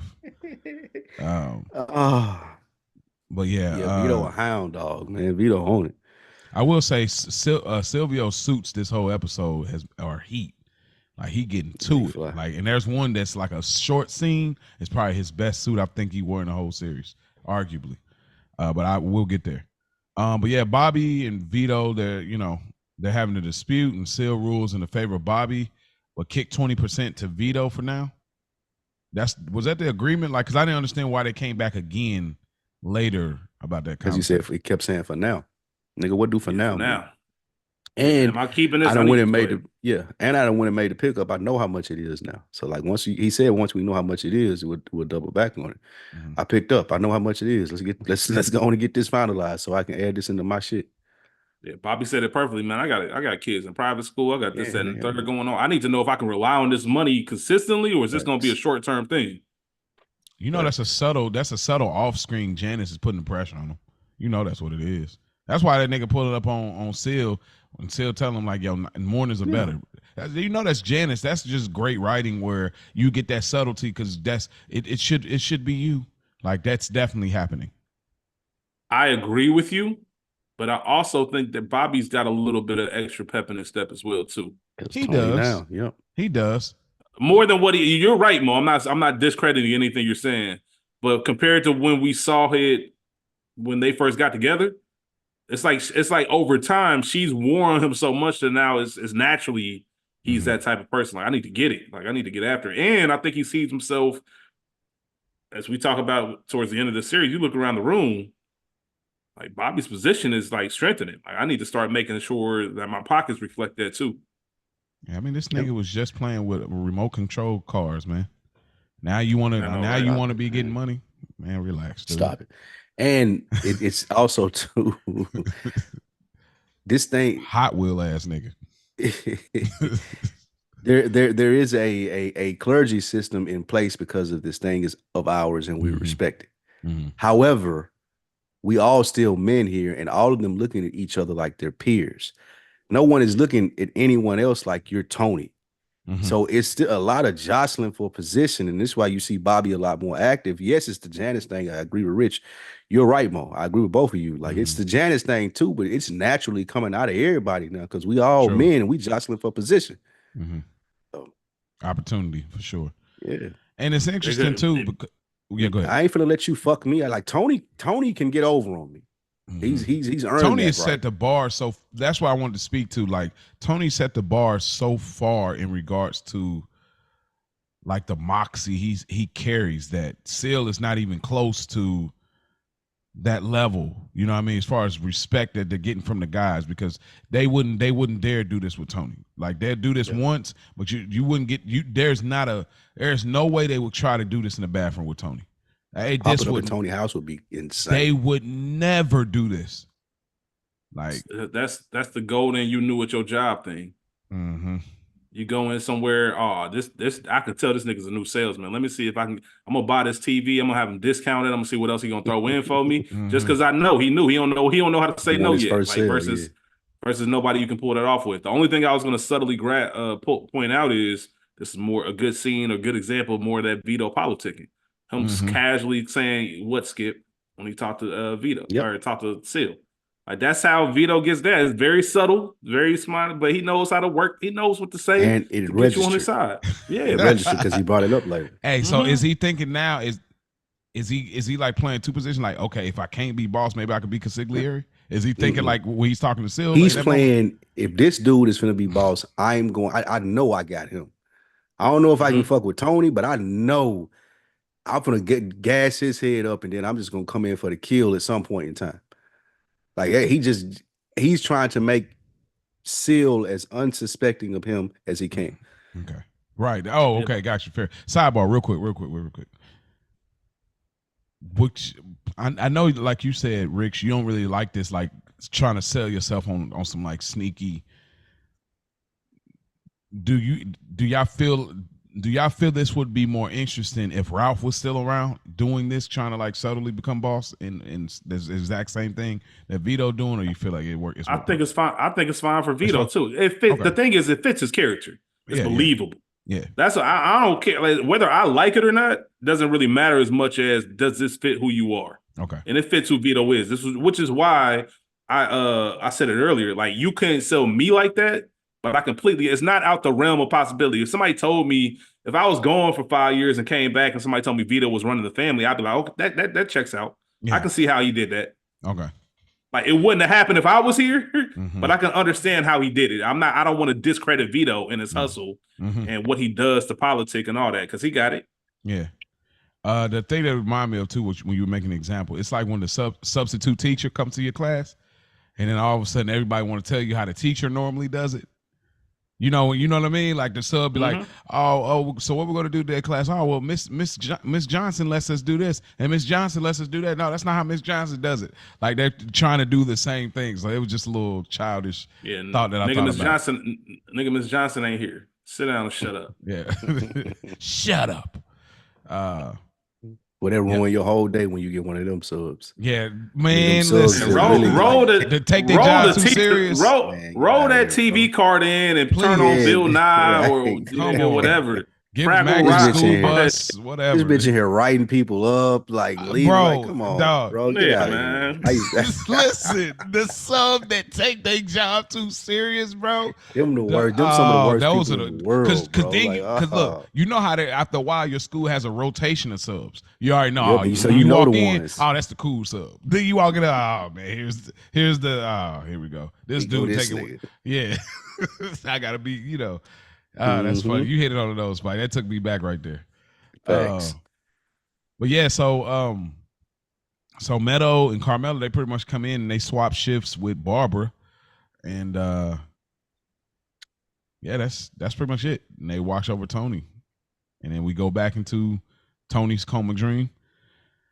Tony talks to the bartender about having Alzheimer's, and then we see a shot of the city, and we see the light blinking. This is like a reoccurring theme. Huh? The beacon. The beacon. What do you mean? What does that mean? I don't know what that means. That's what that is. That light. Word. That light is a beacon. Light is the beacon. Okay. Yeah. I really it's like a lighthouse. It's like a lighthouse. Is that servant? Is it so? A servant is like somewhere to guide him. He like yes. Okay. That's what a beacon is for. It's like to guide you to make sure that you don't crash into rocks or whatever it may be if you're at sea. Similar to like a lighthouse. Yeah, it's like a warning. So almost, yeah. That beacon is warning him not to go in that building. Mm-hmm. That's why at the end of the episode, the family reunion was at the beacon, or headed to the beacon now, or whatever. Like that's the proverbial light, the white light. Yeah. Okay, we got conversation to have about that because I spoke something last episode and you was like, "Wait, what do you mean?" So we'll come back to that because I hadn't forgot that. That's on Tuck. So yeah, that's pretty much that. He asked him, could I be Kevin Finnerty or whatever? And then we get in the real world. Meadow, AJ, they're eating a slice of pizza. And then we get Seal is in a bathroom. This might be as bad as Johnny Sack, bro. On whose part? Nothing's as bad as Johnny Sacks. Yeah, I want to say okay. There's no door. You're right. There's no door. Yeah, but bringing a coffee to the toilet is ridiculous, bro. Who brings coffee? Listen to me. This is home. This is home bathroom activity, not hospital bathroom. No lace on the toilet. That's why. Jesus, you Christ. said, nah, yeah. Man didn't even lace the toilet. Nah, you because there's no public bathroom I've ever sat on. There's no public bathroom that I've ever been at where I had plans on reading the paper or reading anything. Like, well, this is the scroll through your phone in that era. I get it, but still, the work that it takes to I'm not scrolling through my phone. Like I'm not like this is an emergency, nigga. Like the reason that whole reason. I take my time. I couldn't hold it. I ain't ever in a rush. What? Yeah, absolutely. The only reason that I'm in here, bro, is I can't hold it till I get home. I'm not going into Target and being like, you know what, I got a shit. You ain't doing that, but it's the you know. Like, I don't know. You by yourself on that with Big Dog. Hey, what are you gonna do? I mean, I'm cleansing. I'm cleansing all day. So you in the Burger King bathroom with the lock on the door and scrolling through your phone. It all depends on where I'm at. Like, you know, it ain't every bathroom, but like if it's, you know, sanitary and clean enough, then yeah, I'm not rushing. All right, hold on. Let's park it right here for a quick second. Yeah. Yes, Name me an example of a bathroom where you was like, all right, I'm getting comfortable. Like I just want, I'm just curious. Like a Target bathroom. And you sitting there and you scrolling the phone with the family waiting outside and everything. They're not waiting outside. It's y'all in the aisle. I'll get back to y'all. I gotta go use the bathroom. Mo out here sending memes and text messages and shit. Oh, definitely. Yeah, I'm definitely getting it off. Nigga updating absolutely. The good earners page. Oh, all that. Yeah, I'm doing all that. Hey, business as usual. In the public bathroom. Hey, man, you gotta chill. I'm sending $1 million ideas on the toilet. That's just hilarious. That's hilarious, bro. Absolutely. Psychotic. That psychotic. Jeez. That's crazy, man. Y'all fellas, y'all need to do yourself better, man. Come on. Give yourself some time to yourself, brothers. I can hold it till I get home, bro. Here's the only thing though. Like for me, since I'm a vegetarian, I'm cleansing all day, so it's fairly frequent throughout the day. So I'm not rushing because I'm like it's just the normal how I go. So Jesus Christ. yeah. Maybe the work bathroom. You might be able to tell me you at the work, and I'm like, all right, yes. I can kind of. That's a given because you're gonna be there for like a grip. if you work in an office building, there's different floors. You know, you got the specific little floor that you can duck off to. Like, yeah, I get that. I definitely did. Yeah, definitely for sure. Yeah. We're not doing like a McDonald's bathroom, and I'm like just gonna tear this motherfucker down because I'm not doing that. No, don't get me wrong. Like I'm not leaning towards the I got to get it off now. But like there's moments it's like you know you do the test check on the stomach like you can hear the roar like can I ain't got much longer. Yeah, you get that real check like I got about 25 minutes back home now. This ain't it. Yeah, we gotta go ahead and that's what normally happens. You at least lacing the seat though, right? Always. Oh, okay. I thought you was barebacking it. I thought you was barebacking it. It's rare. It's very rare on the bareback. Like it had to be an emergency. It had to be like I literally just seen the janitor walk out of there. They cleaned the toilets. I'm like, oh, okay, cool. But it's a rarity. I still might lace it if I seen the janitor just walk out. I ain't even gonna hold you. I mean, it got to be like they were literally like in the stall where I'm about to go in. Like I'm waiting for like, oh yeah, okay, cool. And they go, they finish up. I'm like, oh, okay, cool. We set, but it's rare. Like it's. But now that you say that, I don't know what I would find more disrespectful. Johnny Sack trying to talk to me and have a conversation while he's shitting. No door. Smoking a cig too. And no smoking door. a cig. No door. Last stall in some filthy ass community center. Or if I'm sealed and I'm going to shit and you see my feet and you want to start a conversation. I don't know which one is more disrespectful. The trying to talk to somebody while you're shitting or I'm shitting and you trying to talk to me. Yeah, because you initiated while you shitting, and that's on you. But if you see me in the stall with the door closed, bro, yeah, there's more disrespectful. Like come on, bro. Like, come on, stop. I don't know, guys. Because think about this though. Think about this. I'm in here. I'm trying to get in and out. I just had to pee. You shitting on the toilet, and you like trying to converse with me. That's disrespectful as hell. It is disrespectful. You're right. Nigga. Because look, it might stink. Like you might had coffee and let out the and you just sitting right here trying to talk to me, bro. Like what are we on? I'm with you, but I say, you know why? Hey, John. All due respect, I get you. I talk to you when you get out. But like, you know, I'm still I'm trapped in here because I can't. Well, you gotta go. Now it's held up a little bit because I'm embarrassed. And I don't want y'all to hear me because I got to take care of business. And now y'all asking me questions. Like it's a lot going on. Like, and I'm trapped in here. You seal. You got to let one. Do you know why, Vito? You got to let why, Vito? I might have to because I'm giving us. I'm giving a slight edge to Vito being more disrespectful than Johnny because at the very least, Tony and Johnny are friends and equals. Mm-hmm. Like, you know what I mean? Like, at least that. Like, Tony might, if that was anybody else but Johnny Sack, that shit would not have gone down like that. You know what I mean? Yeah. Like, it would not have gone down like that. So I think I give the slight edge. And like I said, he initiated.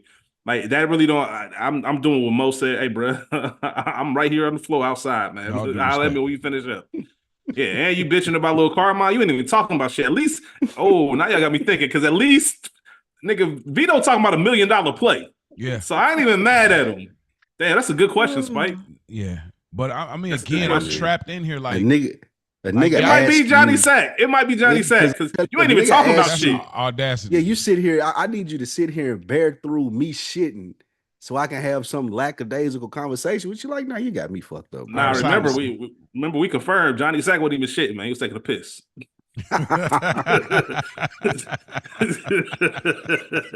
We did confirm. Johnny Sack taking a piss, which makes it 10 times more disrespectful. Right, which makes it even worse. Even worse. Which was worse? Makes it even worse. Craig in the bathroom with his dad or Johnny Sack doing that?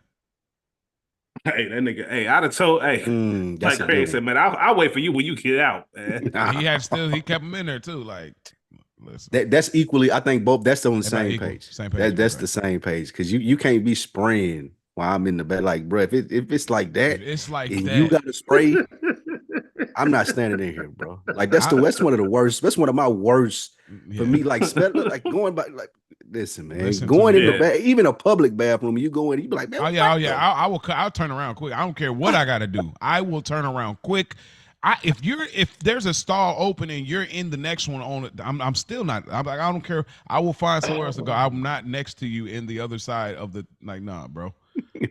I can't do it. It's just too many. Like I get weirded out too Hey, crazy. Like that's one of the worst things in the world. Walking into like a funky bathroom, oh especially if man, the active participant is there.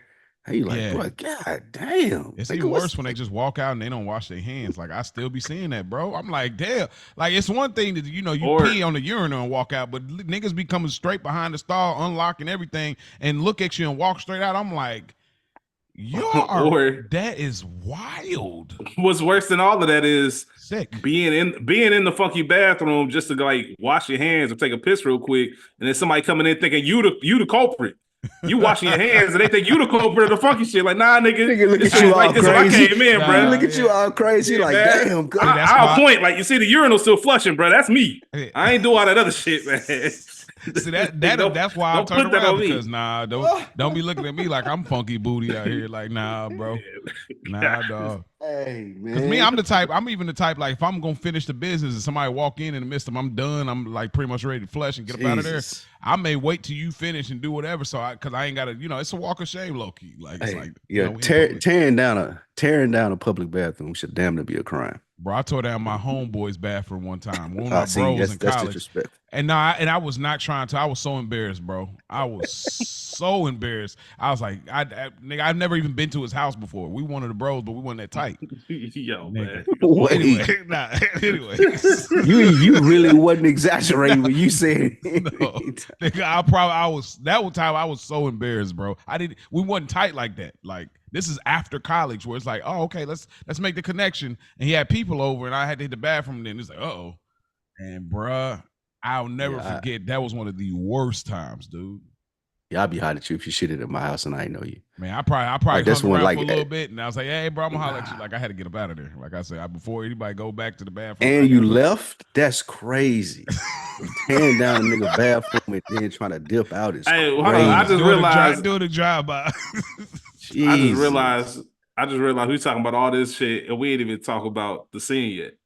We didn't even talk about the fuck's going on. What we're to see, like, just that's funny. Nah, but no, just yeah.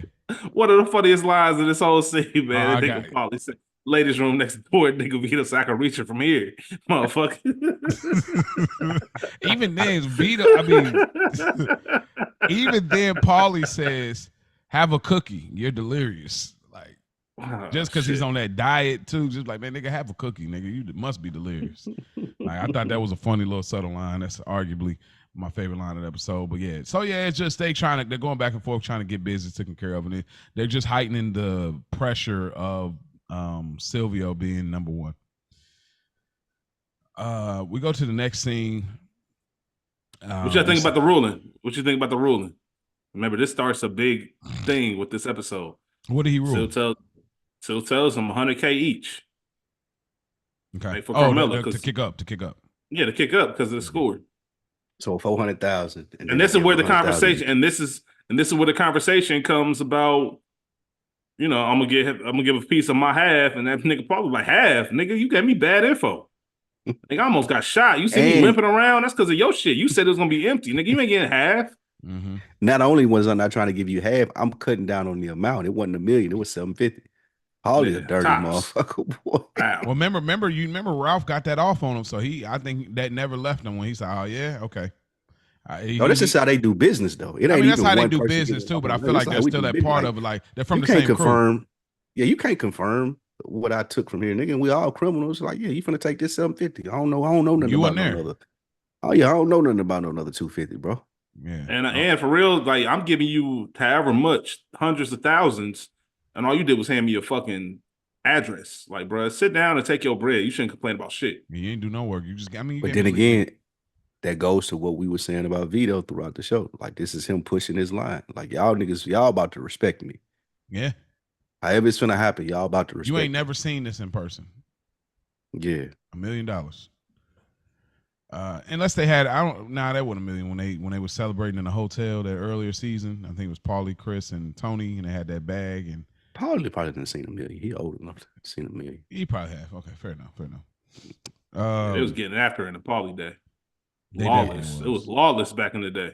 Facts. It was. I got this dude's name wrong. I wrote it right later in the notes, but the writer, JT. JT, because his name is the other way in real life, TJ, I think, or Tim Daly or something like that. But with JT, he's having a conversation and with the Writers Guild, and just putting them on game and everything. And room full of writers, nobody does a thing. In a room full of writers, as he's doing it, we get Chris's sponsor and Benny Fazio. And he's thinking like, hey man, come on in, and he's getting his charm off, he's getting his cool off. And this nigga Benny hits him in the head with a laptop, bro. Benny's so swagged out this episode, man. He is though. He like how he even walked too. up in there. Yeah. He feeling good, bro. He's feeling good about himself. Cause you right now, I seen what he had on at the hospital, all black with the shirt open, with the black beater. The shirt open, chains on. Yeah. You're a different type of dude wearing a black wife beater. Like, come on. That's a different type of dude right there. Facts. So then Chris. Hey, who is the other dude? I remember he's his sponsor. That's his sponsor. Yeah, but how is he even? Yeah, man. Now he part of the life. Kristen got him converted. He's kind of like, he's making his bones, kind of like he's a friend of a friend, like kind of thing. I feel like. So okay, Chris was recruiting him. Yeah, like because do we know Benny's not made yet? Is he? I don't think he's made. Okay, so Benny. So then he's the same equivalent, really. Like he's making his bones with Benny if he wants to. Like, this part of Chris' crew. Yeah, he part of Chris' crew. Which is, I like it. I wouldn't. I like Dude actually. He's an interesting character to me. But Chris pretty much gives his pitch to JT, saying, "Hey, look, I want to do this whole mafia meets Saw, slasher film or whatever." And I guess we didn't know that he still owed him. Do y'all think he actually still owed Chris? Hell yeah, that nigga went to rehab, bro. Yeah. Oh yeah, I forgot he bet. Yeah. I forgot they recycled that storyline. Told him we'll square it all away when you get out, bro. This shit ain't over. Yeah, you lucky I don't run a vig up on you while you in there. Right. I could have been charging you interest, bro. Yeah. Now that's fair. And then of course he hits you with the line that Spike said: a room full of entire room full of writers. That's the point. They're writers. Like that. That's the funniest part about it. They're writers. That's why they're not actors. Ironically, I thought of Spike when as soon as the scene came on, I was thinking, what Spike phrase, man? He thought fat meat wasn't greasy. Oh, he definitely that shit was sweet. He still thought it. You still thought it. Yeah, you found out. He thought he was gonna get out of this shit. And this nigga, hold on, bro. I just cracked you on your shit with a laptop, and you in the car talking about something. I can't write a feature. Bruh, you don't understand. I'm not asking you. I'm not playing with you, and I'm not playing with you. Yeah, this is what's about to happen. It kind of, in some sense, sometimes I feel like it don't always make it that much sense to me how delusional he is, because he doesn't come off as like some person that don't know. Like at first, of course, he was playing like, hey, acting silly. Like when Lil Paulie and Chris pulled up, like he was like, man, what is this supposed to be? Pulp Fiction or whatever? He's like, I never seen the movie. And they, of course, they whipped on him, beat him, hit him with his picture frame and everything. They had to get it. He had to sell his Emmy to the pawn shop, and had to get his whip. But like, okay, at that point, it's like, okay, they joking. Okay, now I feel like they being real. At this point, I don't know why you think it's still like it's up for debate. He never took it serious is what is his biggest problem. And I don't understand how he got there. But I guess that just shows like you really an addict for real. Because your psychological understanding is not there for some reason. Because it's like they're whipping you down, and you still keep taking it as a joke. And that I don't understand. Typical civilian behavior. Like he thinking getting beat up and then still not taking it serious. I don't know if that's typical civilian. You on some other. I think he's just dumb though. I think he's dumb. He's a typical dumb civilian. Like most civilians would be either gonna be scared or you're gonna be a dude like him. So I don't believe this is happening. It's white man privilege. Oh, not white man think everything always gonna work out for them and shit like that. It's like, get out of here. That's not a worry a hair off my head. I'll call my dad. That's what he's suffering. Yeah, that's what he's suffering from. He's thinking like, Chris is my buddy. Like the dad doesn't matter. I'm a writer. Yeah. I can get like, man, shut your ass up, man. You can still get worked in here. That's what's gonna happen, buddy. You can still get work, and I'm gonna take your whip. As a matter of fact, you're gonna make this feature film, and you better sell it too. Facts.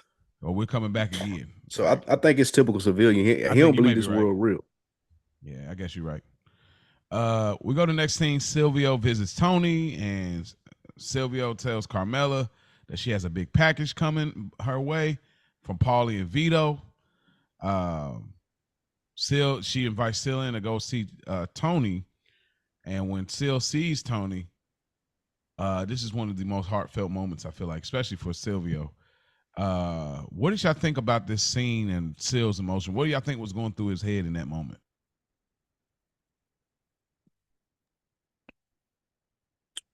A lot of emotion, man. I don't want to see Tony fucked up. I also don't want to think about the possibility of me having to fill these shoes. Like all of this is like once you see it, it becomes real. Talking about it is one thing, but seeing it, like damn.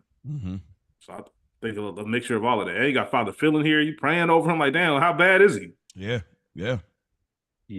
Seeing him like that, I'm sure difficult. And that's what's going through Seal's mind. Like damn, like it's the homie. Not only is it the homie, like what happens if he die? And also what stuck out to me was Father Phil being in there. Yeah. That man is like a roach, bro. He can stay. He gonna be around, nigga. I know he knew it was some food somewhere, so he had to come do the little prayer. He gonna go to the food later. I know that's what he thinking, man. He probably talked to Artie. He probably asked Artie, "You going to the hospital? Okay, you gonna be up there? I'll be up there too." What a catering at. Yeah, my question is why Carmella invite him though? I thought you was done with him, and then last time when you told him about what's going on with Wegler, and you seen how he was acting, why did you invite him? Though? Yeah. I don't know. I mean, it could be. She could be on the up and up. I'm just being funny, but like, yeah. But yeah, I felt like it was really heartfelt, and like y'all said, it's just like, damn, I might really have to do this. I don't want to do it. I might really be locked in. Now I see it's like he really could die, So we go to the next scene. We go to what it looks like the Spatafor's house, Spatafor dinner. Phil's wife says, "I have Napoleons, but also have fruits for a certain party." I bet she do. Oh, I bet she do. Yeah. Oh, my dog. Talk about righty. And then, like Phil says, they said when you were younger, you look like John Travolta. Look like John Travolta. Yeah. I seen a meme somebody made him look like John Travolta. It was hilarious from Greece. Saturday Night Fever, man. He said the white suit on. He must have been on his Saturday Night Fever shit. Saturday Night Fever, getting it off. But they talk about the ruling again, and we get this Jersey spilling into New York thing that's happening, keeps happening between Tony and Johnny Sack, and Phil and Johnny and Ralph, and now we got Vito and Ralph. We just keep getting this spill back and forth. Only if it wasn't only that animal motherfucking animal Blundetto. Man, like yeah, we still man. But here's an interesting line though. Vito give Carmella 100,000 and he died. And what if I give her 100,000 and he dies the next day? Money down the drain. The irony. Yes. I mean, is he right? I'm definitely. I feel it. I like John. I like not John. I like Phil though. Old school. Yeah, old school. Tempting. Yep. Mm-hmm. But come on, like we don't do it that. We ain't doing that. I love that. Somebody got to keep it old school. You know what I mean? Keep it OG with the. Yeah, because this shit don't mean it either has meaning or no meaning. Like, yeah, exactly. And then it was just a funny thing of like, I always remember, and then they both just like looking at each other, and then they literally forget what they're talking about. I thought it was funny. Obviously, I made a meme this week. If you haven't seen it, go check it out on the Instagram page. But it literally be like that. Is there anything else y'all want to add to the scene? Oh, of course. Spike, did you get a good look at Lorraine Bracco's sister, Vito's wife? Could you? She put together, man.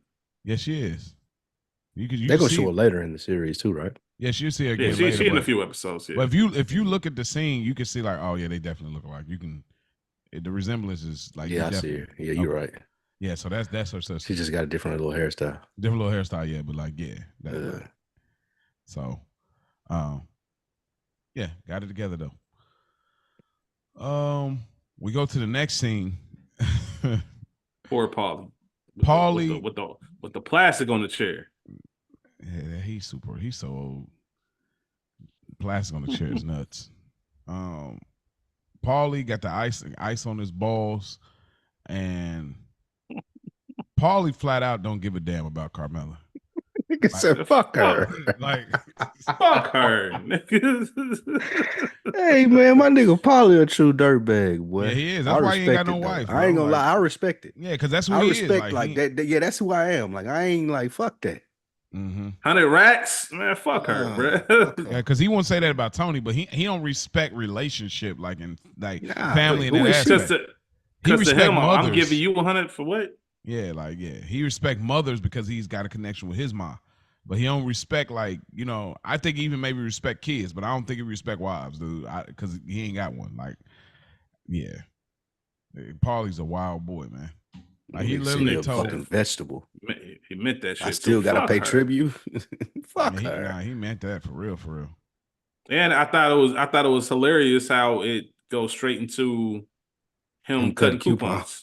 Like, just to let you know, I'm a cheap motherfucker. Yeah, I got hundreds of thousands, but still called him, man. Nigga, make sure that package there because I already told her it's coming, bro. Because I know you. Nigga, I know who I'm dealing. This ain't my first time dealing with you, bro. Yeah. And there's an art to being a person that you got it, but people never know you got it. You might not even necessarily look like you got it, but you got it. As him cutting those savers up made me think about that. Like, but this scene where he's on the phone with Paulie, this is the scene I was talking about. But like, this might be Silvio's best suit because this mug was fly. It's the navy joint, navy blazer, black slacks with the pinstripe, white, black, and navy shirt and a tie to match. This might be one of the flyest fits he's had in the series, bro. That ain't really hard. Silvio dressed awful. Huh? Silvio's suits are terrible, so that's not really hard. His suits are really loud. Oh, I thought it was all right. In this checks world. out. I've been watching something lately that I was surprised how good he dressed in. It's Nucky Thompson in Boardwalk Empire. That nigga, he be fly. Okay, Nucky be having anybody Boardwalk. You actually watch Boardwalk? Is it all right? I just started rewatching it. It's a lot better than I remember. Okay. Yeah, I've seen it before, but I just started rewatching it, and it's a lot better than I remember. Is there anybody flyer than Sam Rothstein? Sam be fly. I think Sam got the title. Casino. Robert De Niro's Casino. I think he the flyest. He might be the flyest in this world. In this world, I don't think there's anybody coming close. If they gave out a fashion award, it's gonna be called the Sam Ace Rothstein Award because that nigga dressed to the T. Nucky right there with him though. If you remember. Yeah, Nucky was on it, but Sam was. I gotta see now. Sam was up there. Like Nucky put that shit on. Yeah. Different eras too. Yeah, different eras too. You're right. Yeah. All right, fair enough. Because I was trying to think about anybody here. I feel like there's somebody that dresses really well in this world, in this show, but I can't remember right now. Johnny Sack and your boy that got killed in the bathtub. Ralph. Oh, Gigi. Mikey Palmisi. Mikey Palmisi. Oh, Mikey. See, we didn't get enough time with him, so it wouldn't even. He can't compete because we didn't get enough. But Mikey Palmisi, if he got through the whole series, he probably been a good showdown. But yeah, I think y'all right with Sam. Sam definitely got it. Steve Harvey suit wearing. So yeah, pretty much still tells him like, yeah, hey, don't play. But again, we see him got the inhaler back again. Carmella visits Tony, and pretty baby much fat velour suit. Yeah, getting it off. I'm digging it. Man, it's so nostalgic, bro. But yeah, pretty much we get that whole scene, quick little scene, and then we go right back into Tony's coma. He talks to his wife in his coma, and he sees that Kevin Finnerty has a reunion invitation. I don't got nothing to add as far as those two scenes. Do y'all? Fair enough.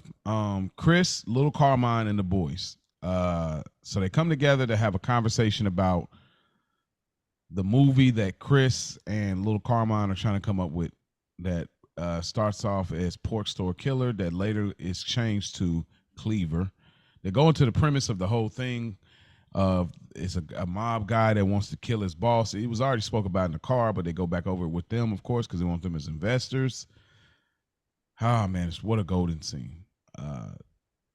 Spike, Rich, what do y'all think about? What are some things that stood out to y'all about this scene and these characters in this kind of civilian type of thing?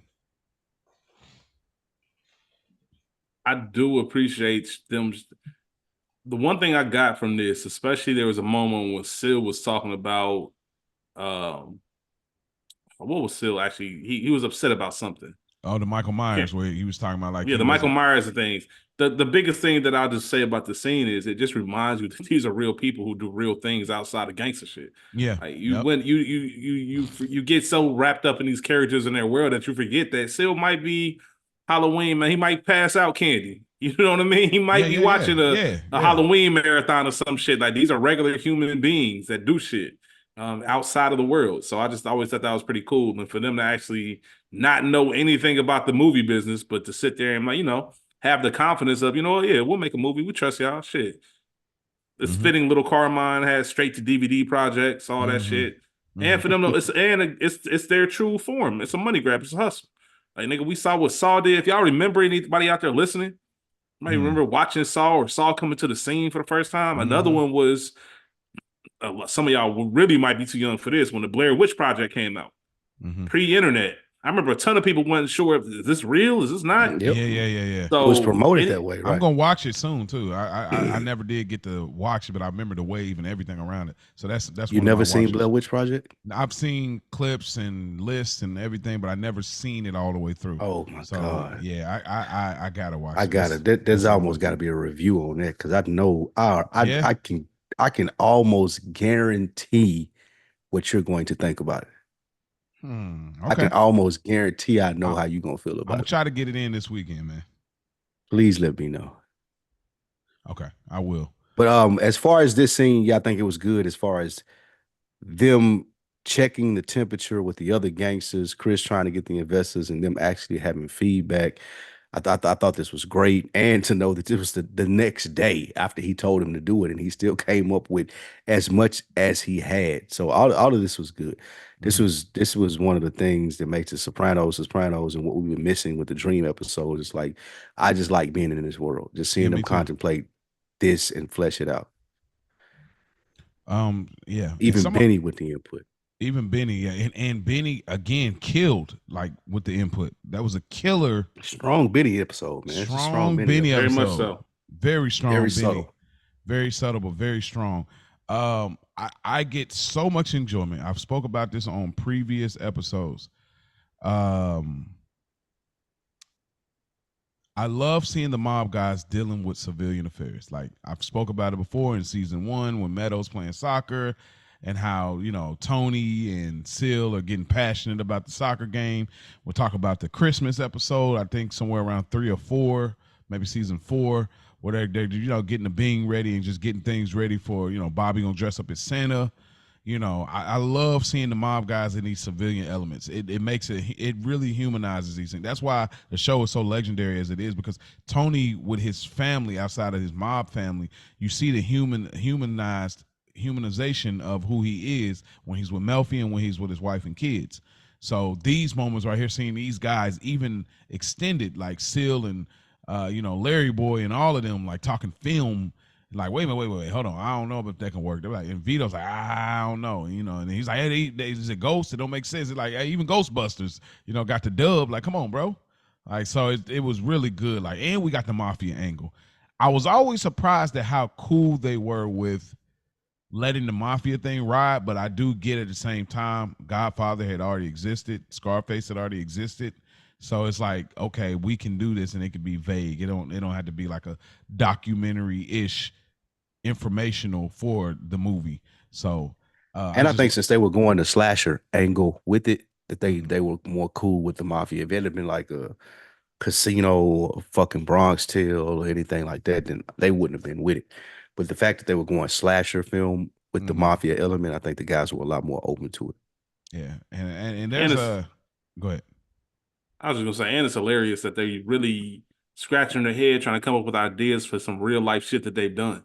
Like real life, these are real life criminals. Like, so most people, when you round table and brainstorm like that, you use your expertise. You use what you've done. That's like somebody coming to us and saying, "Hey, like I'm trying to write this story about podcasting. Like, how do you come up with ideas?" And we sitting there like, that ain't realistic because we wouldn't set up nothing like that. These niggas are really, well, damn. If they killed them, they really gonna chop them up and put them all over the city. Like the fact that they even think about that, it's like, y'all niggas are sick. Yeah, facts. Which makes sense to why JT had that kind of nervousness to him. You know, kind of it's like, bro, I'm really around killers for real. Like, so yeah, great scene. Great. Fuck JT. What? Just wanted to be very clear on that. I was fucking. I like JT better than Davey. They're about the same. About the same. They are, but I still like JT. They ain't the same though. JT is delusional, but he's not a crybaby. Like Davey's a crybaby. Like freaking JT is definitely a crybaby. Nah, not in this episode. Not in the so sense if I do this, my whole debt is wiped. You sure? Nah, man, y'all gotta go back to writers. Y'all, that ain't crying. That's complaining. That's bitching. That ain't crying. Ain't nobody finna save you. This nigga was in the bar. You expect me to be in a class, Sopranos. Bro? You expect took it me all, to be like, bro. Like, come on, you man. expect me to be in a class that I'm paying you for you to teach me how to write, that I'm going to step up and protect you from some people that you owe money? Get out of here. Get lost. Beat it. Nigga, you deserve everything you get. I ought to hit you with a laptop and wasting my time. Man.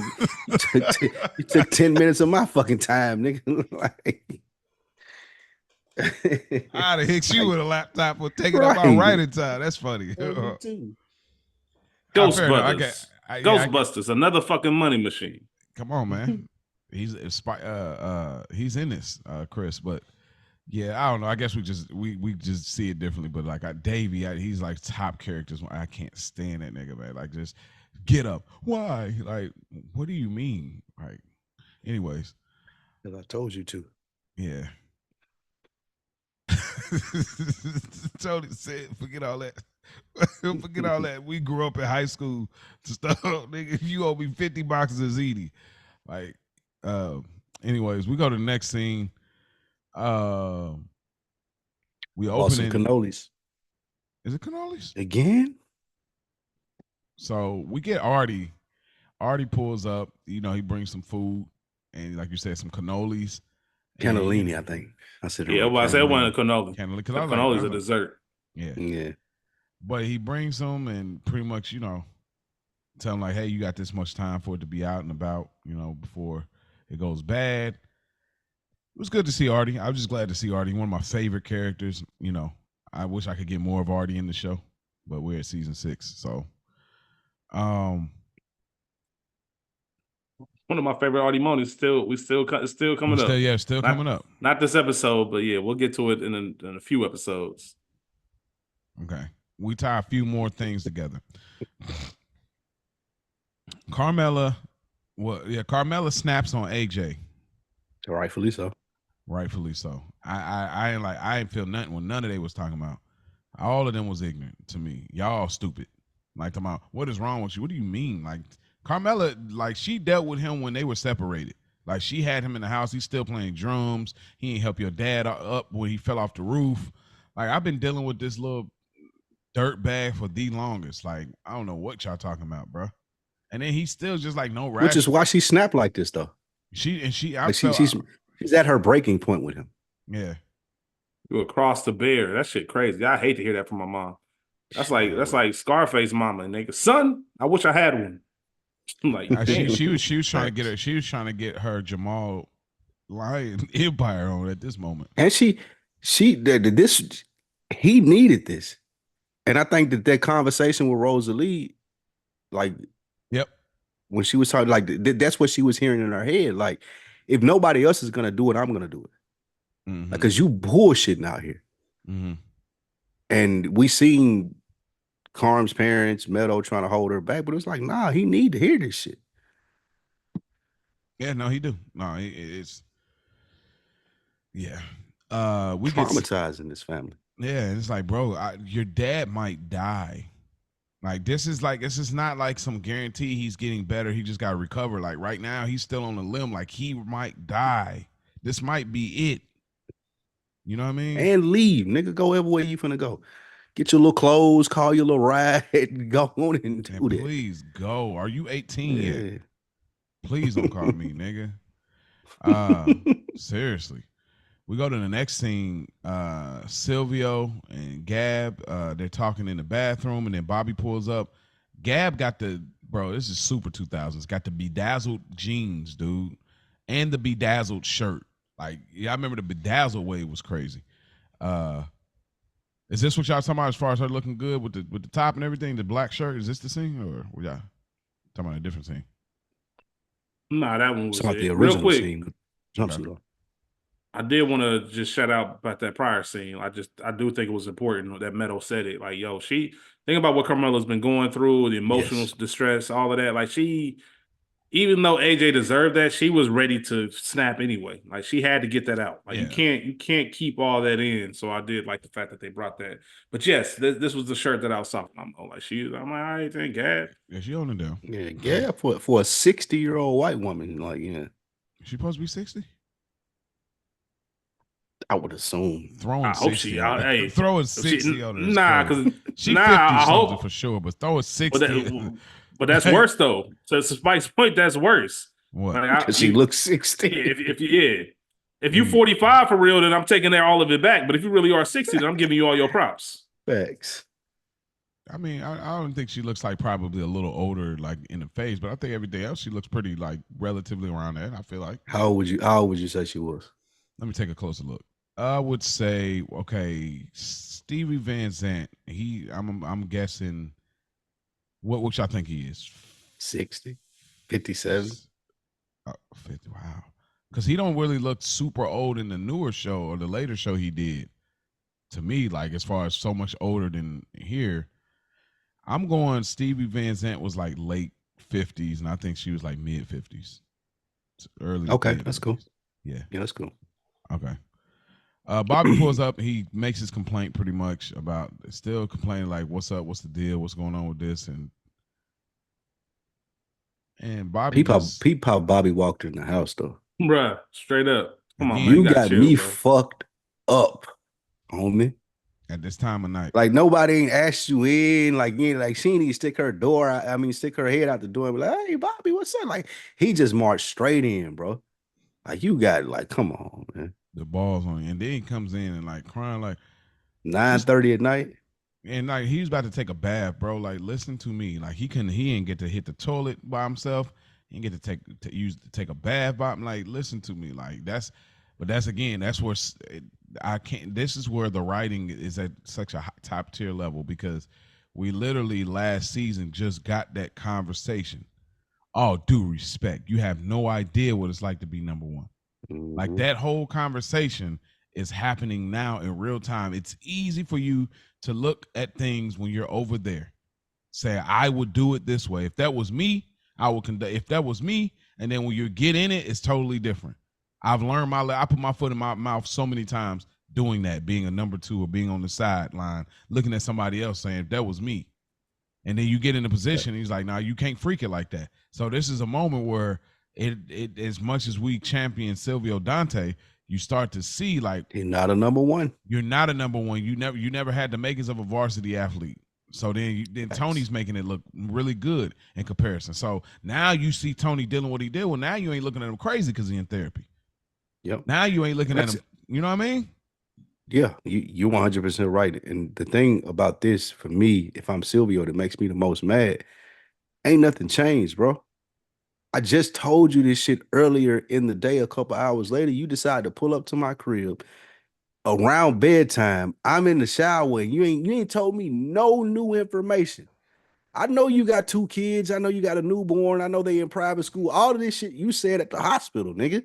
Why are you playing with me right now? Mm-hmm. That's the thing that would have pissed me off the most if I was Silvio. Like, you ain't come over here with no new information, bro. You just rehashing the same shit you already told me once I made my decision. Exactly. Because now I'm about to be petty and tell you, you know what? It's going to Vito. Yeah, give it to Vito, or give him 30% now. Since you over here playing with me, give him 30%. Yeah, I don't know. You're not putting me, but bro, you're not doing backing me into a corner where I'm saying, oh, I'll come up with a solution. My solution has been given to you, nigga. You the one over here mad about it. Like, you lucky my wife let you in the house. For real. Let me find the exact quote because it's gonna tie right into it.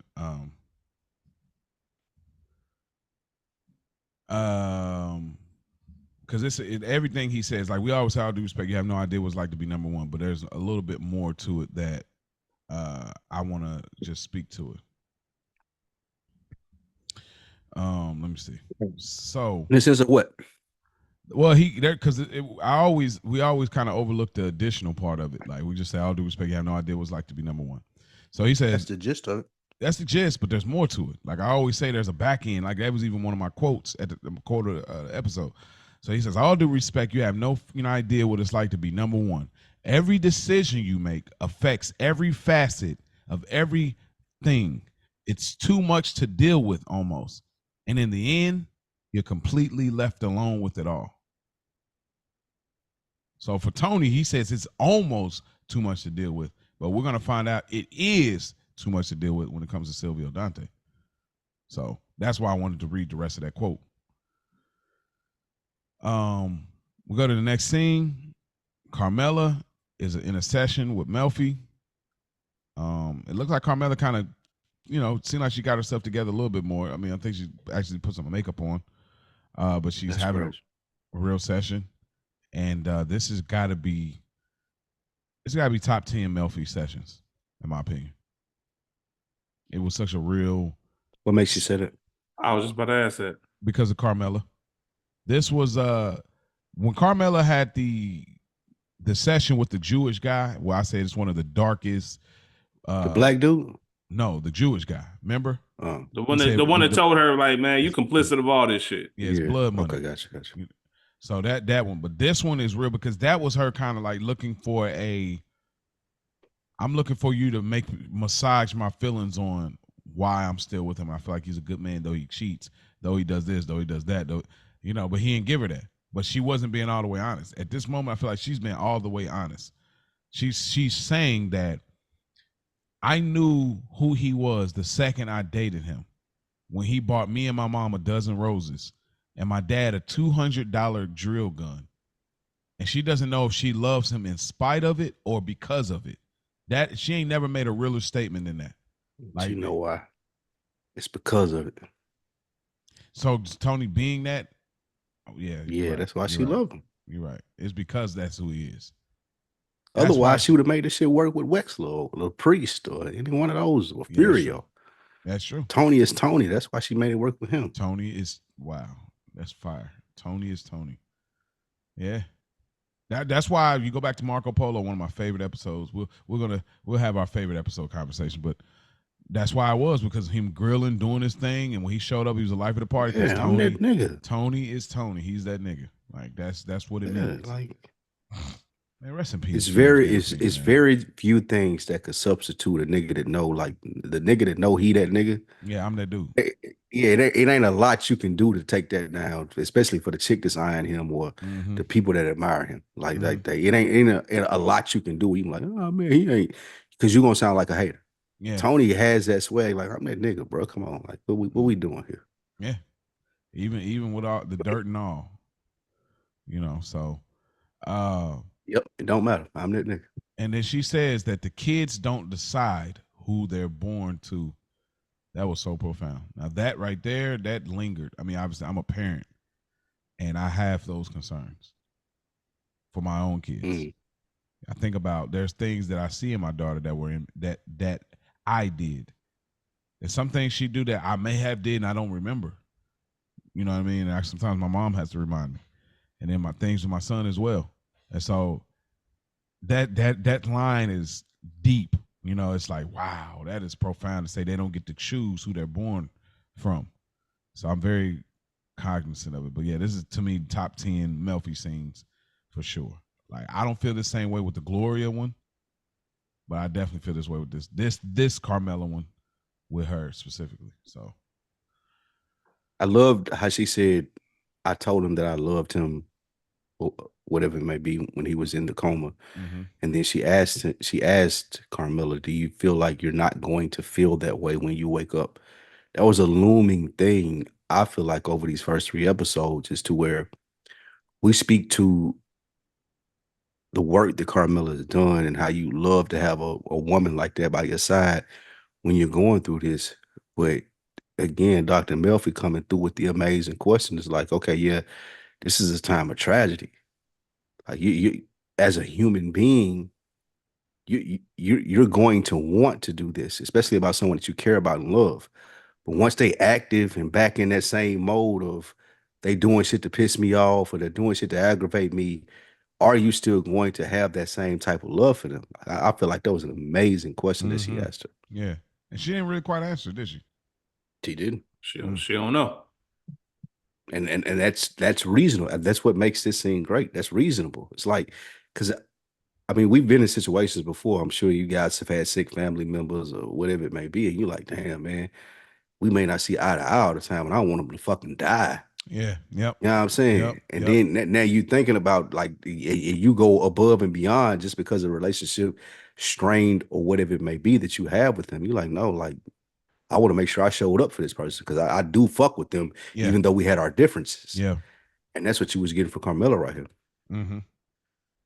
And to wrap it all up, that's what makes the character so commendable. Like we Mm-hmm. know how you feel about the Gumars and the lifestyle that Tony lives, but at the end of the day, what separates her from a Skylar White or Wendy Bird. these other kid, Wendy Bird, is like, no, this is my dude. Like this is my beacon. This is my Mm-hmm. lighthouse. This is where I gather all the inspiration from.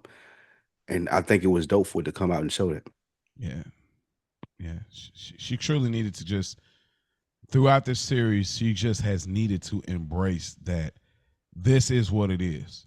Yeah. Relationships. She leaned more into it. If Lean- she loved Tony like Skylar loved Walter, it'd be Yeah, like that's what I'm saying. Like that is relationships get easier when you embrace what it is, not what you think it should be or what you think it was or what you think when you embrace where it is, and even with yourself, but in a relationship, when you embrace what it actually is, then you can act.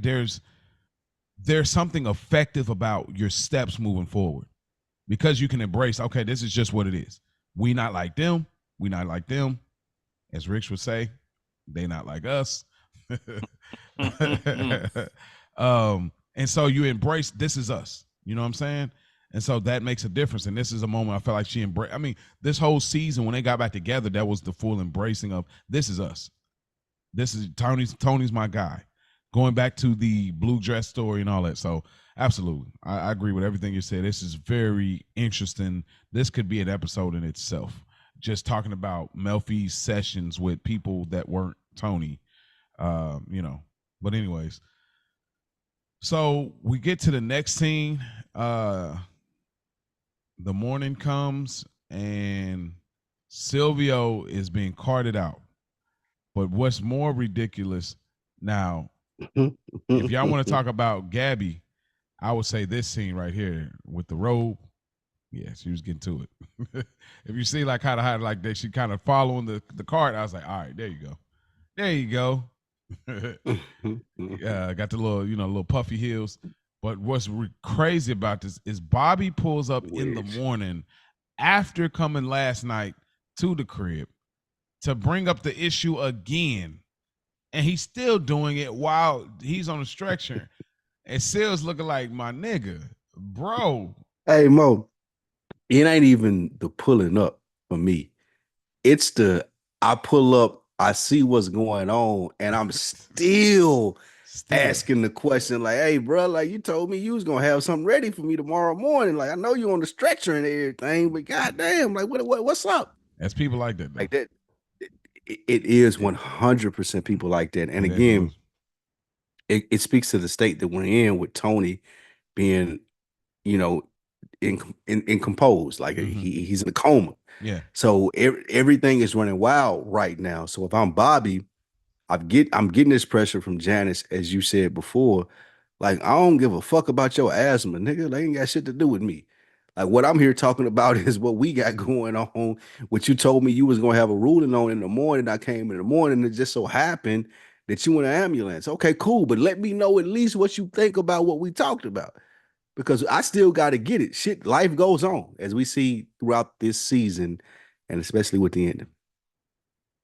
See, somebody should have put some provolone cheese around them. Then that would have got them together. Hey That's Mo, funny. I just want to point out you a true married nigga. The fact that you pointed out Gab with the robe and the rollers in her hair, like that's some married Crazy. nigga shit. It is. What? Well, what about it? Like when you said, nah, that's just some married nigga shit. I thought she looked all right though. Not the I rollers, know. but like the robe with Yeah, the see, like the heels with the puff. That on is it. never presentable as all right to me. But you Oh, we married, not- so they got to be all Oh, we right. not Yeah, in that's public. what- Like, yeah. no, this is sexy in-house attire. Like this is not Yeah. sexy Well, outside. That's what I'm saying. You live how you married. yeah, That's my whole point. Okay, like fair you, enough. for fair you enough. to point for you of all the scenes for you to point that one out, that just shows you Okay, are a so- married nigga. Okay, I see where you going. Damn, that's a good point, Rich. Yeah, no, you're right. You're right. Because that ain't never right for me. Right. Nah, trust me. Trust me. Hey, listen. That ain't never right for me. Nah, trust me. Oh, When you get shit. years down the line. Nah, I respect it. I respect it. I'm Yeah, just- no. for I me, get though. where you For coming from. me. I get where you coming I'm from. just saying, yeah. In the I early respect it, stages, though. it was definitely lined up like that. So I know where you coming from for sure. Yeah. But yeah, we get the next scene, and Hey, it's so funny though that Bobby didn't even acknowledge Nah. any of the shit that was going on. Nah. He was like, "Seal, I didn't hear from you." I didn't hear from you. Like, what's I up? ain't gonna lie. The first time I watched the series and seen this happen to Sil, my estimation of Silvio Dante as a man had plummeted. Damn. Because I was like, my nigga, Tony I can see that, though. in the hospital. He in there because he got shot. You in here because you can't You got breathe, an asthma bro. attack. Like I'm You like, had bro, an asthma attack. I almost asthma took him attack, out. bro. Like, are you kidding me, bro? Like, it blew my mind. But again, it understandable now watching it. It's like, okay, you just wasn't fit for a number one role. Like you don't have. And then he blocked in the ambulance though. Like, you know how crazy that is? Yes. It's like enchiladas on the VCR, bro. It's right there. It's Same right there. thing. Hey, like, I really feel like Silvio got his J. Cole on. You know what I mean? He was losing sleep. Yeah, that's a good. This is J. Cole right here. I'm losing bowing sleep out. on this. Oh yeah, I'm bowing out. I'm putting my chin out out. this shit. Y'all niggas I'll is put my big chin dogs, out. man. Get your hit back. Y'all niggas is big dogs, man. I can't do this. I ain't doing this, man. No. Nigga Cole losing sleep on this. Like that's Silvio Dante right there. Oh man, y'all niggas hilarious. Yeah, man. Seriously. That's a good one. Yeah. Just a little hip hop reference for y'all. We get to the next scene. Vito, he's in his bag again. I mean, obviously Rich would say that, but he's in his bag. Since Sil is down and Vito's trying to, hold out on the money, low key as far as giving it to Carmella, and he obviously talks to Larry Boy about, hey, look, I'm a young man. Plus, I've lost the weight. I'm a healthy man, and plus, without the weight, come on, longevity. He's selling it. He's doing his thing. He's talking to Carmella, doing the same thing, trying to sell it. I forgot. Scumbag behavior. Scumbag behavior, but it's interesting because even how he's playing it, you remember when Adriana was like kind of on some like Vito is like kind of a weirdo to her. Yep. And the reason I think she thought he was a weirdo, and even when you see how he's acting with Carmella, he's a weirdo in the sense that he's trying too hard. Yeah, please don't take this the wrong way, but he's trying too hard to be this like super macho man. I feel like because of who he really is, and so I don't know if it's macho, but I would say he's trying really hard to fit the bill for what he's selling. So I'm going to be this guy because I think that something's going to happen to Skip, and I want you guys to remember me as this stand-up, taking care of business guy. He's just not that. Mm-hmm. The Carmella scene was nasty. Yeah, it was man nasty. That's overselling. Now that's overselling. Like, come on, Yes. bro. Like, too many people out here listening. Trust me, I ain't all right, man. I don't say nothing until it's time to Give me my bread, nigga. Like, I don't need to talk to you about none of this, nigga. What are you talking about? That's crazy. Hey, Carmelo doing the old humble, like, oh no, money's not that, man. That's okay. Shut up. I've been trying to be graceful. But to her credit, though, she don't know. She don't know she got 200K coming. Everybody been kind of aloof with her as far as what the thing is. Still told her. He didn't tell her how much it was. You got a big he just said a significant package. She don't know it's 200K. But still, don't act like money ain't a thing when you stole 40,000 out of the bird feeder. Then we get Paulie visits Tony and tells him he looks terrible, and it was crazy. The nurse, I mean, it ain't crazy. This is realistic, but walking out with the bowl of blood is like, damn. But yeah, pretty much Paulie's talking to Tony, and his blood pressure rises, and then Paulie's talking about his arm definition and how a certain guy wanted him to model. He was half but I still took it as a compliment. Bruh, only Paulie would say something like this. How crazy is that line? I'm sorry. That is one of the craziest. This was perfect. This is a perfect scene for Paulie. I mean, like, nigga, shut up. Like, it's some niggas that you just hate to hear talk. Oh, yeah, I ain't got nothing against you. You still my homeboy, but like, bro, shut up. Shut up, nigga. I get out of there now. Like, I will get out of there. But anyways, in Tony's coma dream, pretty much it correlates. Well, before you go to the dream, we have my man getting off the elevator and Vito hollering at him. Hold on, I thought that was after though. That was before the dream. Oh, well, that was like split in between. Okay, so yeah, fair enough. So Phineas. Yep. Phineas finally makes it. Man. Yeah. Listen, that if this was Culture Guard, that would definitely be in the. Wouldn't let that happen. Wouldn't let that shit happen to me though. Happen to me though. Exactly. I still be beating Vito ass. I still be beating him up. Yo, Vito. Come. Oh, my blood is literally boiling right now thinking about what that nigga tried to pull out, bro. Stop, Vito, man. Stop. That's why he's Phineas. This is exactly why he's Phineas. Like, listen to me. He put they put their hands on you. Like, that nigga hugged Meadow extra tight after that shit. Like, you here to save me. How could you not say nothing though? You ain't even gotta be tough. He's so. You ain't gotta be tough. I get these as mobsters. I get everything that you've seen. I totally understand that, but how could you not tell a nigga, hey, bro, like, nah, don't touch me. Like, that's how you have to. Nigga, don't touch me. Just like not even that aggressive. More like not like just telling the nigga like, nope, nah, that's not me. You ain't finna do that with me. Mm-hmm. Like, I may not have said nothing about what I seen because I'm a stand-up nigga, but like you definitely not finna like be groping me and shit, my nigga. Like, that's the last thing that's gonna happen right here. This man, that's crazy. That man went from shoulder to wrist. Yeah, hey man, I'm just getting hot just thinking about it. That's what made me mad. Because it's one thing, grab my shoulder on some subtlety, but like, you're comfortable. Like, yeah, I know you ain't gonna do nothing. Like, he got his grope Terry Crews on. Like, that's crazy, bro. And it speaks to. I was just gonna say, it speaks to what we've been saying about Vito for this whole episode, like the confidence and like what I feel like I can get away with is just like through the roof now. Yeah. I'm making money, so like now I'm molesting damn near the boss's the boss's daughter boyfriend. Like, what the fuck?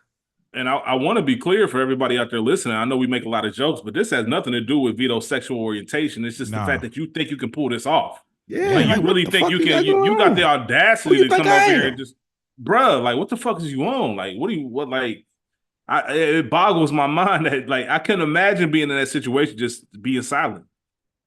Yeah, like he almost tried to grip his hand, bro. He got down to the hand and almost was about to clutch it, bro. He thought because Finn kept it secret that he might have been with it, and Finn needed to show him in that like, nah, bro, I'm not with shit. I just ain't finna blow your spot up, nigga. Like, whatever you got going on, it's on you. But I ain't with none of that shit. Finn is so whack. I got what it was earlier, but I don't get this. You don't get what? Even if you got a snitch. I got earlier why he kind of like preserved, like, yo, Vito might for real kill me on a low. I got that earlier from the construction site. Now that you back in town, 2 years have passed, and like he grabbed you now, like no, we ain't do. I had time to think about it. Like nigga, don't touch me. Like don't put your hands on me, bro. Facts. Like hey, look, if you touch me again, I'm telling Tony. When Tony gets out of this, I'm gonna let him know what's up. So but yeah, that was wild. We get that pisses me off so much, man. Yeah, it do too, because it's like the audacity to think that you can get that. Yeah, like, bro. Who the fuck is you? Like, come it's on, one man. thing to grab my shoulder on some. You subtly getting your thing off. I ain't necessarily catch it, but like you go through the slow rub. That's what my girl do. Like she gonna go do the slow. Like oh shit, okay, that's the indication. Hey. Like what you just did. Crazy, bro. Yeah, you got to move some furniture with Vito right there. Yeah, I mean, like, yeah, this finna happen. You got to do. Yeah, this finna happen right now, bro. Yeah. I'm finna show you that I ain't no bitch. Like this finna happen right now. Straight up. So back to the Paulie. So Paulie is really expressing to Tony. Like all I got was like Paulie really need therapy, bro, because he's expressing to a half dead man, and he's expressing to him about he could have been a model. And what he was flattered by. Will you please shut up in there? Right. That speaks to Tony how he feels about Paulie. Like that's how you know, like you ain't my type of nigga. But he got his blood pressure up so high, Meadow is losing it. And shout out to Jamie Lynn Sigler because her acting was just exceptional. Like she really like going through it. And they hit him with the shocks. You know what I'm saying, to get him back in place. And and he goes to like I said, goes to the beacon in the Oaks or whatever in the coma dream. And this is a scene that I have edited a few times. And we see Blundetto, and this scene gets me emotional every time, bro. Let's talk about it. Because I am a father. And the fact that, and even on the other side, having the father and just feeling that way, like the little child's voice, like, daddy, please, daddy, that child, inner child in us that's like, no, don't leave, don't go. Like, we all faced that at some point or have faced it. And just that moment of, Blundetto, well, whoever he's supposed to be in Tony's coma dream, which is similar to dreams because it's always somebody that's familiar that you see, that but then may not necessarily be who they actually are. And he's like, my whole life is in this briefcase. And like just hearing that daddy no, it's like, man, it hits so different because like, so this is what I was referring to before, Rich. I says he walks in that house, he dies. Yep. Yeah. Okay. So then we gotta. Did I disagree? Did I say something different? I think it was something about walking in the light or something like I said if he walks to the light. I don't remember. It was something where he was like, wait, well, what do you mean by that? But maybe it was just misinterpreted in how I was saying it maybe at the time. But this is why I say if he walks you're absolutely right. If he walks in there, it's over. That's the moment. Okay. What a scene though. This is probably my favorite scene in the dream because it makes the most sense. Like, oh yeah, 100%. It makes the most sense out of all of this in this sequence. This is the best dream episode of Sopranos, right? I give you that. Is it fair to call this a dream episode though? Because this is like dream or episode involving because a dream. Tony dreaming. Because Tony dreaming. Like the majority of all of Tony's interaction is in his dream. So yeah, I would consider this a dream. It's either this or the Big Pussy episode. Funhouse. Yeah, Funhouse. I'll probably go Funhouse. I go Funhouse.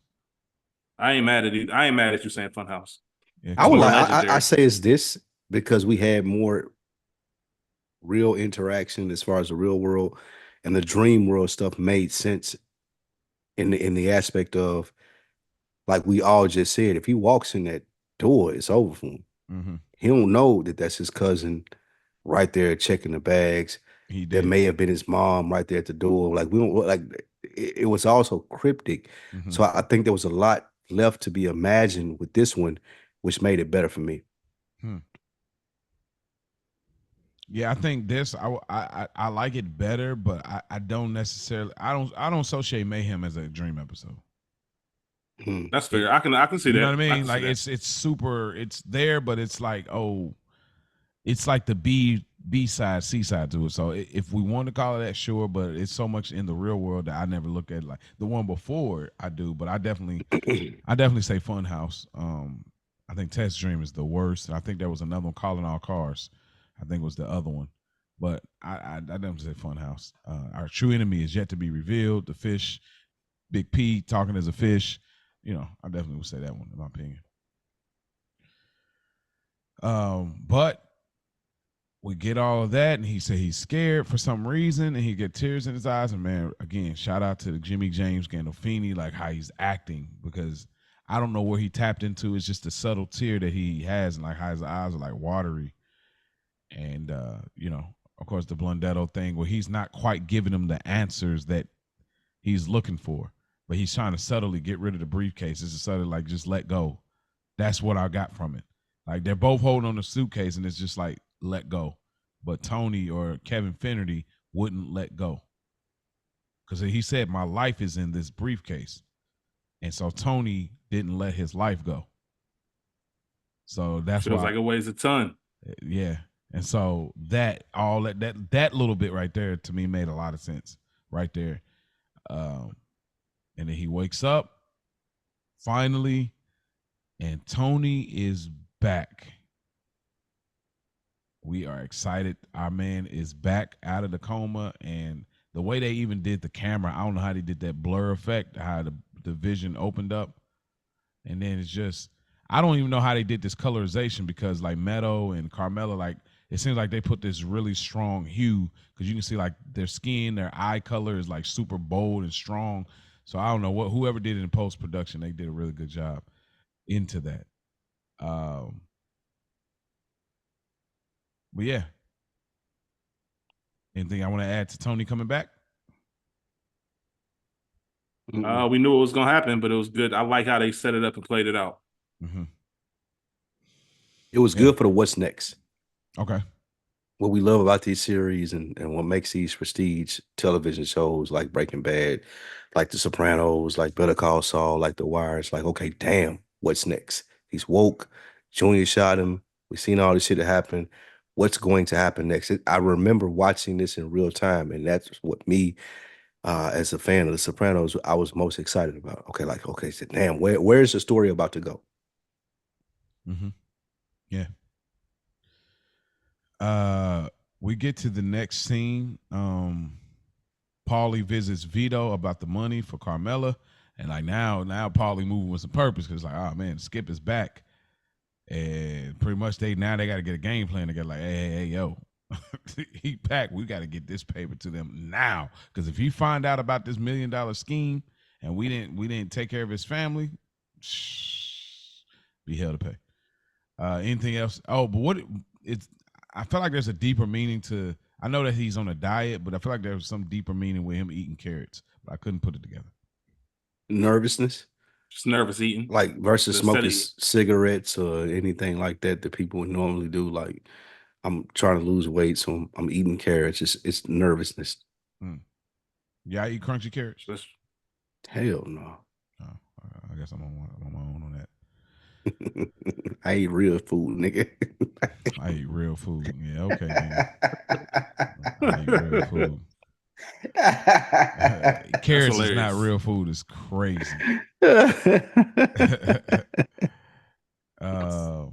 Okay, fair enough. We go to the family, and they're around Tony, and they give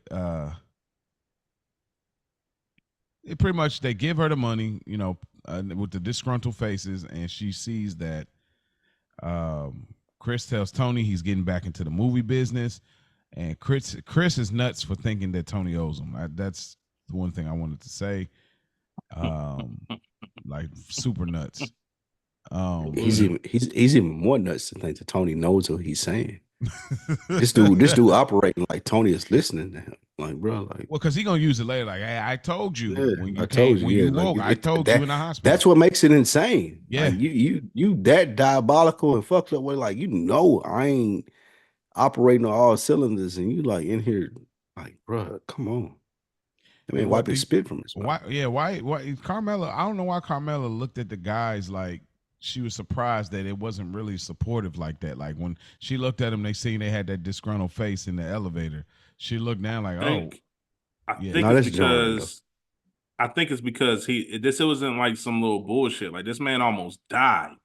You just heard your alleged friend. I know Carmella's always been on the train of he's not your friend. You don't really have real friends. That's the point I'm getting at. It's different when it's a life or death situation. Even if you don't really rock with somebody, like damn, like Spike said earlier, I don't want you to die.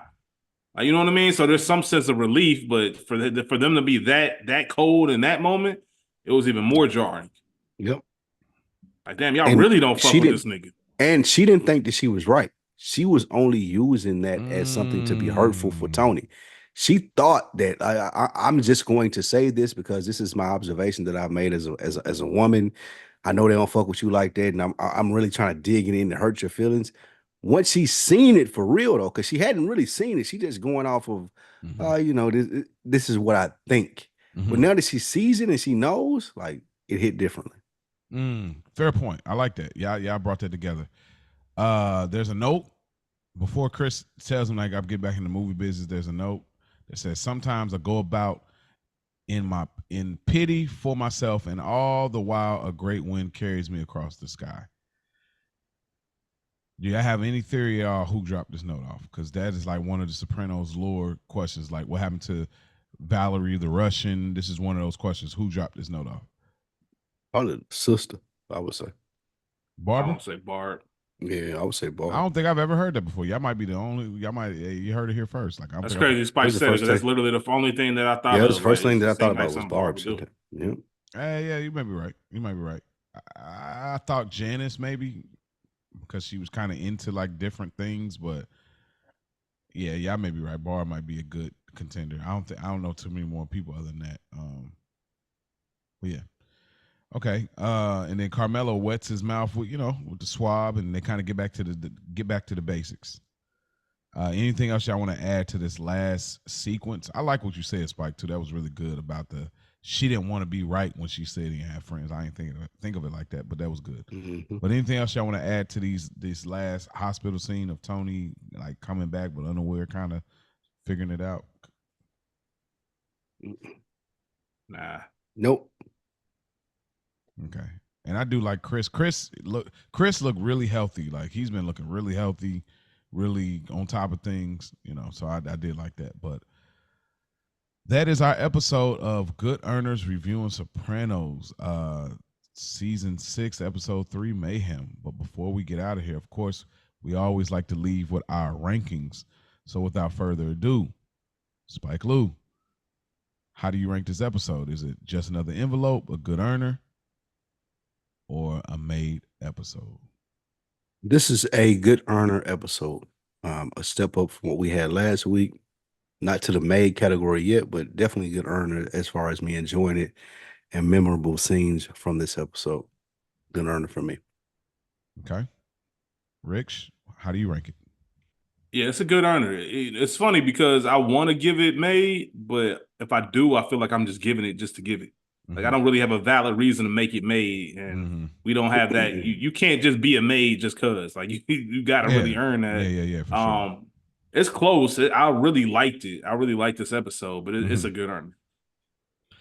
It's a good earner. I feel the same way you did, but I feel like coming off the heels of what last week's episode was, it was like we was thirsty for something like this, and then they delivered. That's a good point. And it makes us want like, oh, this is excellent, but like, it's really good, but when you look at the Marco Polos of the world, when you look at the Soprano home movies of the world, you start colleges of the world, you start saying, this ain't, it ain't, it's different class.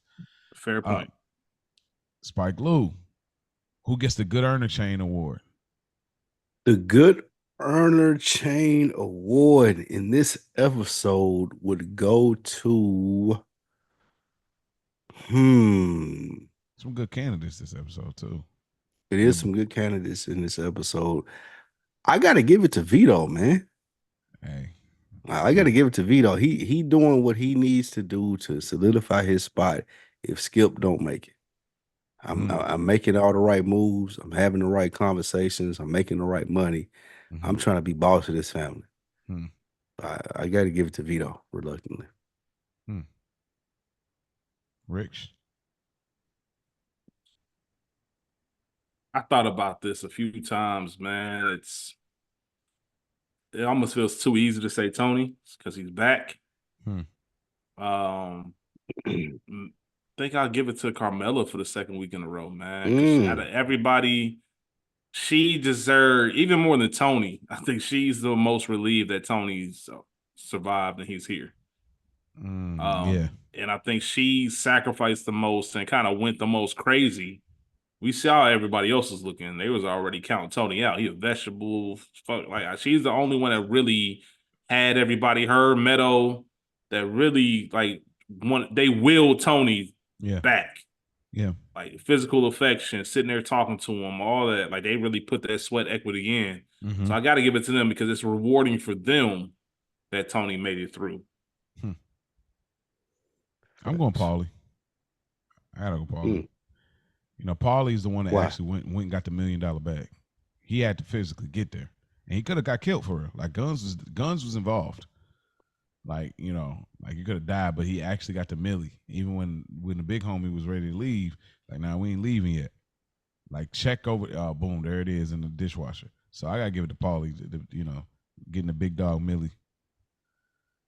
Who got the Broken Balls award for you, Spike Lee? JT, the writer. The room full of writers, man. Y'all let this shit happen to me. And man had to pay his debt. One, which he thought he didn't have to because of white man privilege. Yeah. And two, I got to write a screenplay because of the debt that I'm under with Chris. So yeah, JT. That's a good one. Who gets the Broken Balls for you, Rich? I was gonna go with JT. Surprise, surprise. So I'm gonna go with Seal. That's a really good one. Heavy is the head, my nigga. Heavy is the head. Yeah. It ain't. Tony tried to warn you. You have no idea what it's like to be number one. You got an asthma attack taking you out. Like, imagine the stress that comes with being in this role. Obviously, Seal is a great number two, one of the best number twos of all time. You know, Clyde Drexler made it to a couple finals, All NBA, All Star. He had to go hook up with Dream to get that championship. Sometimes you just better suited. Yeah, just better suited as a second fiddle, and that's just kind of what it is. Shout out to Seal, man. Solid performance, but you actually saw this whole position wear on him throughout the episode. Yep. And you realize, like, damn, this ain't even what Gabby wanted, all that. Nah, man, I made the right decision. I am better suited just to give advice. I was gonna go AJ because this nigga couldn't do something. He had one job actually had two jobs. Can you bring some coffee, put coffee in the house, or can you bring my sweater? He ain't did neither one of those. But I'm going with Phineas. You let a nigga rub your shoulder all the way down to your hand. Like he almost clutched your hand, bro. He would have if Meadow ain't show up. He'd have pushed him in the bathroom if Meadow ain't show up. What would have happened if Meadow hadn't showed up? He'd have pushed him in the bathroom. Definitely would have bottomed out, bro. Like, so, we gonna do this. I like you and I want you. I called you Chris do Handsome. This the easy way or the hard way? Chris Handsome, Chris Handsome. Like for real. Like he was about to get that off. So it's Phineas. Crazy. This nigga just fresh off the flight, straight to the hospital. Boom. I see First nigga you see. That's crazy. Would never happen to me. Fuck all that. Never. That's where this shit stop, bro. I was just gonna say I don't even understand how. That's like how I'm getting to. How is it like? I'm not gonna say nut.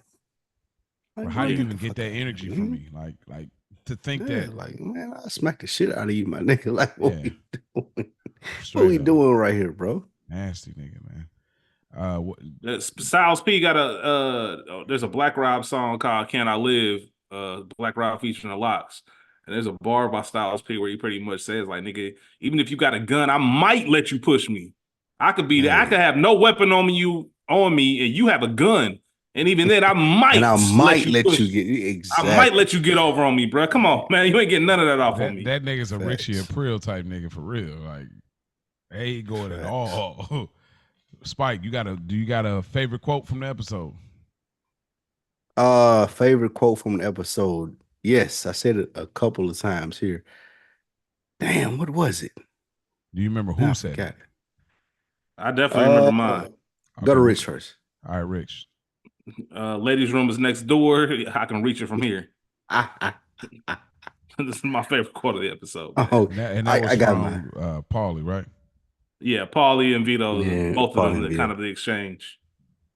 Because Vito was just that quick response, like, nigga, I can reach it from here. Get the fuck out of here. Right. Mine was from JT. Entire room full of writers and nobody did a thing. That was my favorite one. That fucked me up. That was a episode of Boondocks when Riley was fucking up that mall Santa Claus. Yep. Santa Claus looked at everybody like, damn, ain't none of y'all got Santa nobody back. Gonna say nothing. Yeah, that's fucked up. Leave me out here like this. That is fine. Dear Santa. No, wait. And dear Dear Santa, you are a bitch nigga. No. Dear Santa, you are a bitch ass nigga. But no, that's how the funniest part, just real quick, the funniest part about that scene that Spikey mentioned, that everybody heard him, he said, no, room full of writers. Y'all just looked at him, kept going like, bro, this ain't whatever you and did. If a nigga, bro, and they kept walking that way. If a nigga walks in your class and takes a laptop over your head, there's a good chance that you, not me. You into some shit that I don't even want to know about. Oh shit, man. Because if I get involved in a laptop coming over my head, nigga, I'm not. No, nigga, these are civilians. Nigga, I don't see shit like that every day. What you think I'm about to help you? Facts. Exactly. Obviously, you earned that. And I ain't got shit to do with it. I got shit to do with that, bro. I'm here for class. Yeah, man. I was at a barbecue. My favorite quote is what my favorite quote is what Paulie said to Vito on the backs of that other line that Rich spoke of. Have a cookie, you're delirious. You know, obviously because his diet, he ain't eating like other stuff. So he's like, nigga, it must be your diet because nigga, you are nuts thinking this going otherwise. Lastly, Spike Lou, what's your favorite moment of this episode? My favorite moment of this episode is when Vito and Paulie try to figure out how they're gonna make amends for shucking it out throughout the whole episode and not giving Carmela the money she wanted. When he pull up and he's like, all right, we gotta make this shit happen. Like that was it. That was the general feeling of everybody in this family. That's what they're about. Yeah, if Tony's alive, we have all utmost respect for him, but if not, it's Wild Wild West. I like how that was shown. Fair enough. I like it. Rich, what's your favorite moment of this episode? Dinner at the Spatafore's house. Oh, okay. With Phil Leotardo and the fam. I really enjoy that scene mainly because we see throughout this entire episode people making their own rules, cutting corners, not living by the code. And this is one of those situations where it got to mean something, man. You got to have some kind of honor about yourself. It's very easy to kind of cheat the system, right? And nobody's going to check you for it, right? The same way when we talk about Paulie and the money. Nobody's going to sit there and actually ask Paulie to bring that money out and count it in front of them. They're going to take your word for it. Like, all of this thing is built on trust. Right. So once you start losing that, then what's the purpose of all of this? And I love the fact that you had somebody old school like Phil that still holds those values. And it's like, nah, bro, like I might complain about some things, but this is what it is. This is the job. This is what we do. I know it's tempting, and the human level of it, it's tempting. Like it's tempting. I get it. I get what you're thinking. But nah, bro, we're not doing that. And I can just appreciate that somebody still has some honor. In that world. Yeah, nah, we love Phil Leotardo for that. Lastly, for me, it was hard because I really wanted to go with the Silvio and Gabby scenes because I love, like I said, just getting an inside scoop. But I got to go with the Cleaver discussion, man.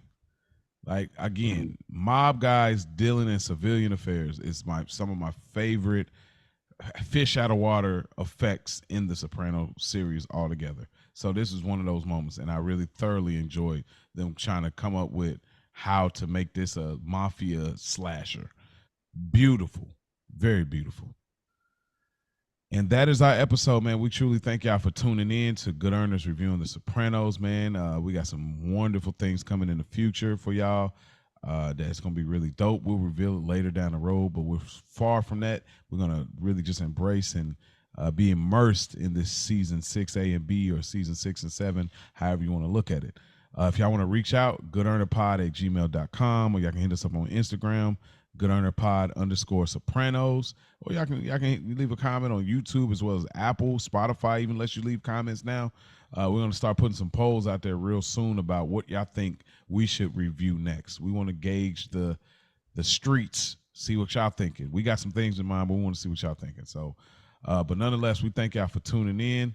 We'll see y'all next time, and remember. Hey, listen, hold on, my fault. Yeah, Not to cut off your outro. Yeah. I can't wait to hear Spike Lee next week. Yeah, he been waiting. I can't wait to hear Spike Lee next week. This is what he been waiting on for sure. He been waiting on this since I jumped in season 2. Yeah, this has been early since we talk about. Okay, wait till Phil come. Like, it's crazy. Yeah, man, your time is to shine. Your time to shine. I can't believe we're here, y'all. It's crazy. I can't believe we're here already. But my bad. You got to give us the official outro. My bad, man. No, you good. Yeah. So. But yeah, we thank y'all for tuning in, man. Y'all tune in next week. But in the meantime, in between time, remember, don't forget about it. Don't forget about us. Yeah.